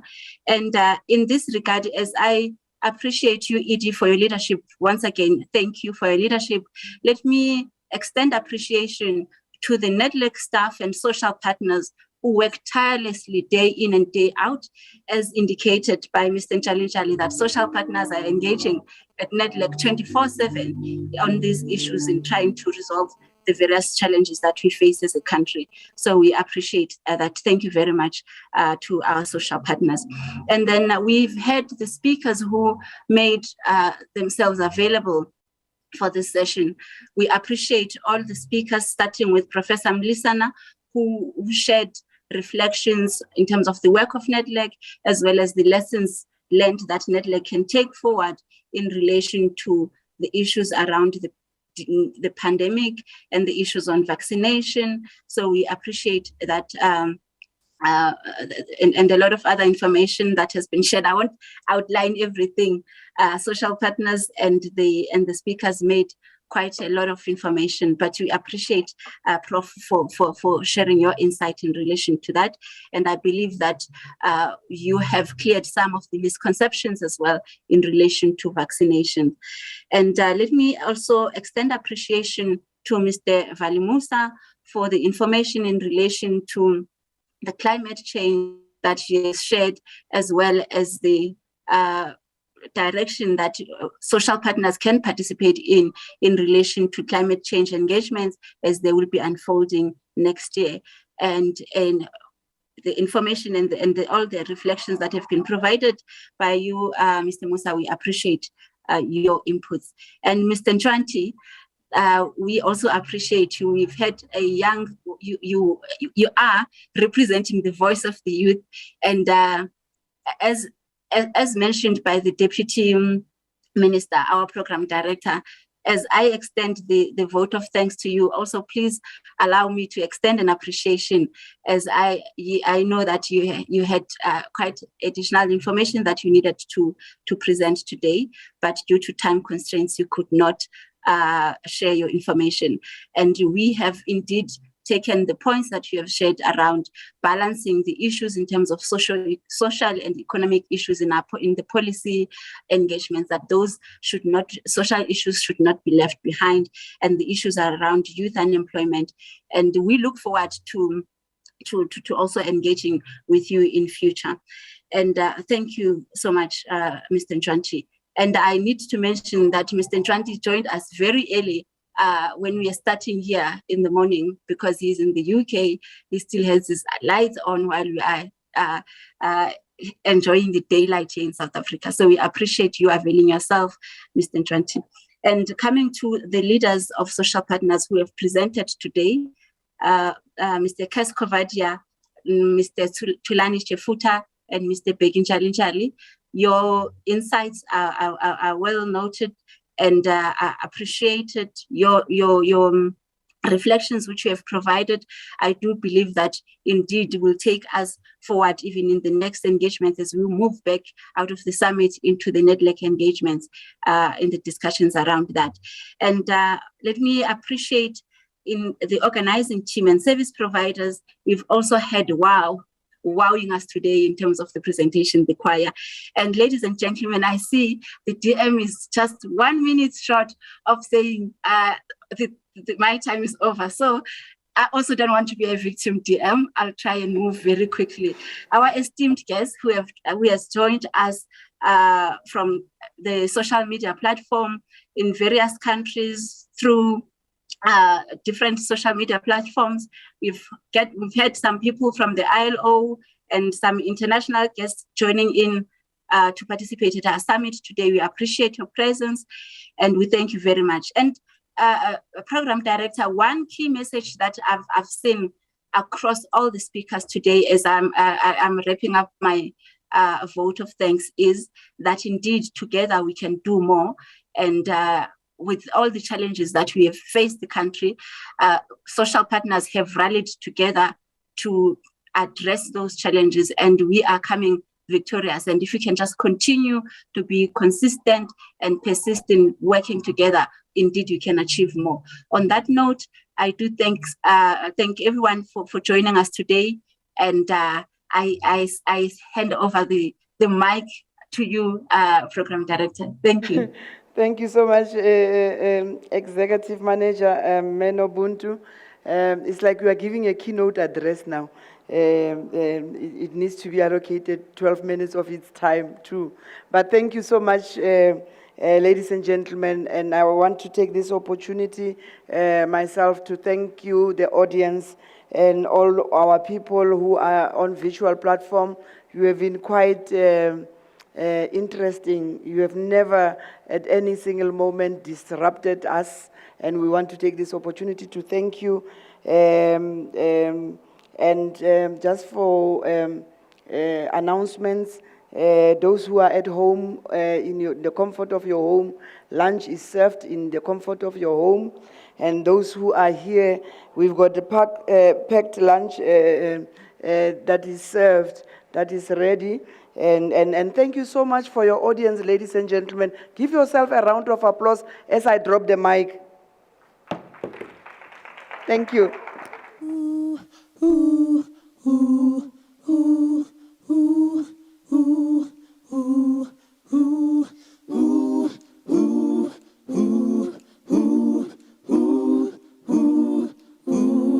I wanna be there when we we build South Africa. I wanna lay a hand, I wanna be there when we build Soweto. I wanna lay a hand, I wanna be there when we build a nation. I wanna lay a hand, I wanna be there when we sing our anthem. Aye, to mamina, to mamina, to mamina. Gizoya, ditandaze. To mamina, To mamina, to mamina. Yes, this way. Gizoya, ditandaze. Aye, to mamina, To mamina, to mamina. Yes, this way. Gizoya, ditandaze. Yeah, to mamina, To mamina, to mamina. Gizoya, To mamina, to mamina, to mamina. Gizoya, ditandaze. Oh, to mamina, To mamina, to mamina. Gizoya, ditandaze. How am I posse? To mamina, Am I taxi? Gizoya, ditandaze. As you call To mamina, Gizoya, ditandaze. how am I posse? To mamina, Gizoya, ditandaze. That's it, my swear. To mamina, That's all the ditandaze. Oh, to mamina, To mamina, to mamina, Gizoya, ditandaze. I wanna be there. To mamina, Ditandaze. I wanna be there. To mamina, Oh, oh, oh. Gizoya, ditandaze. I wanna be there. To mamina, I wanna be there. Gotta be there. Gizoya, ditandaze. Oh, yeah, to mamina. To mamina, Ooh. Gizoya, ditandaze. Yeah, to mamina. To mamina, To mamina. Gizoya, ditandaze. To mamina. To mamina, To mamina. Gizoya, Yeah.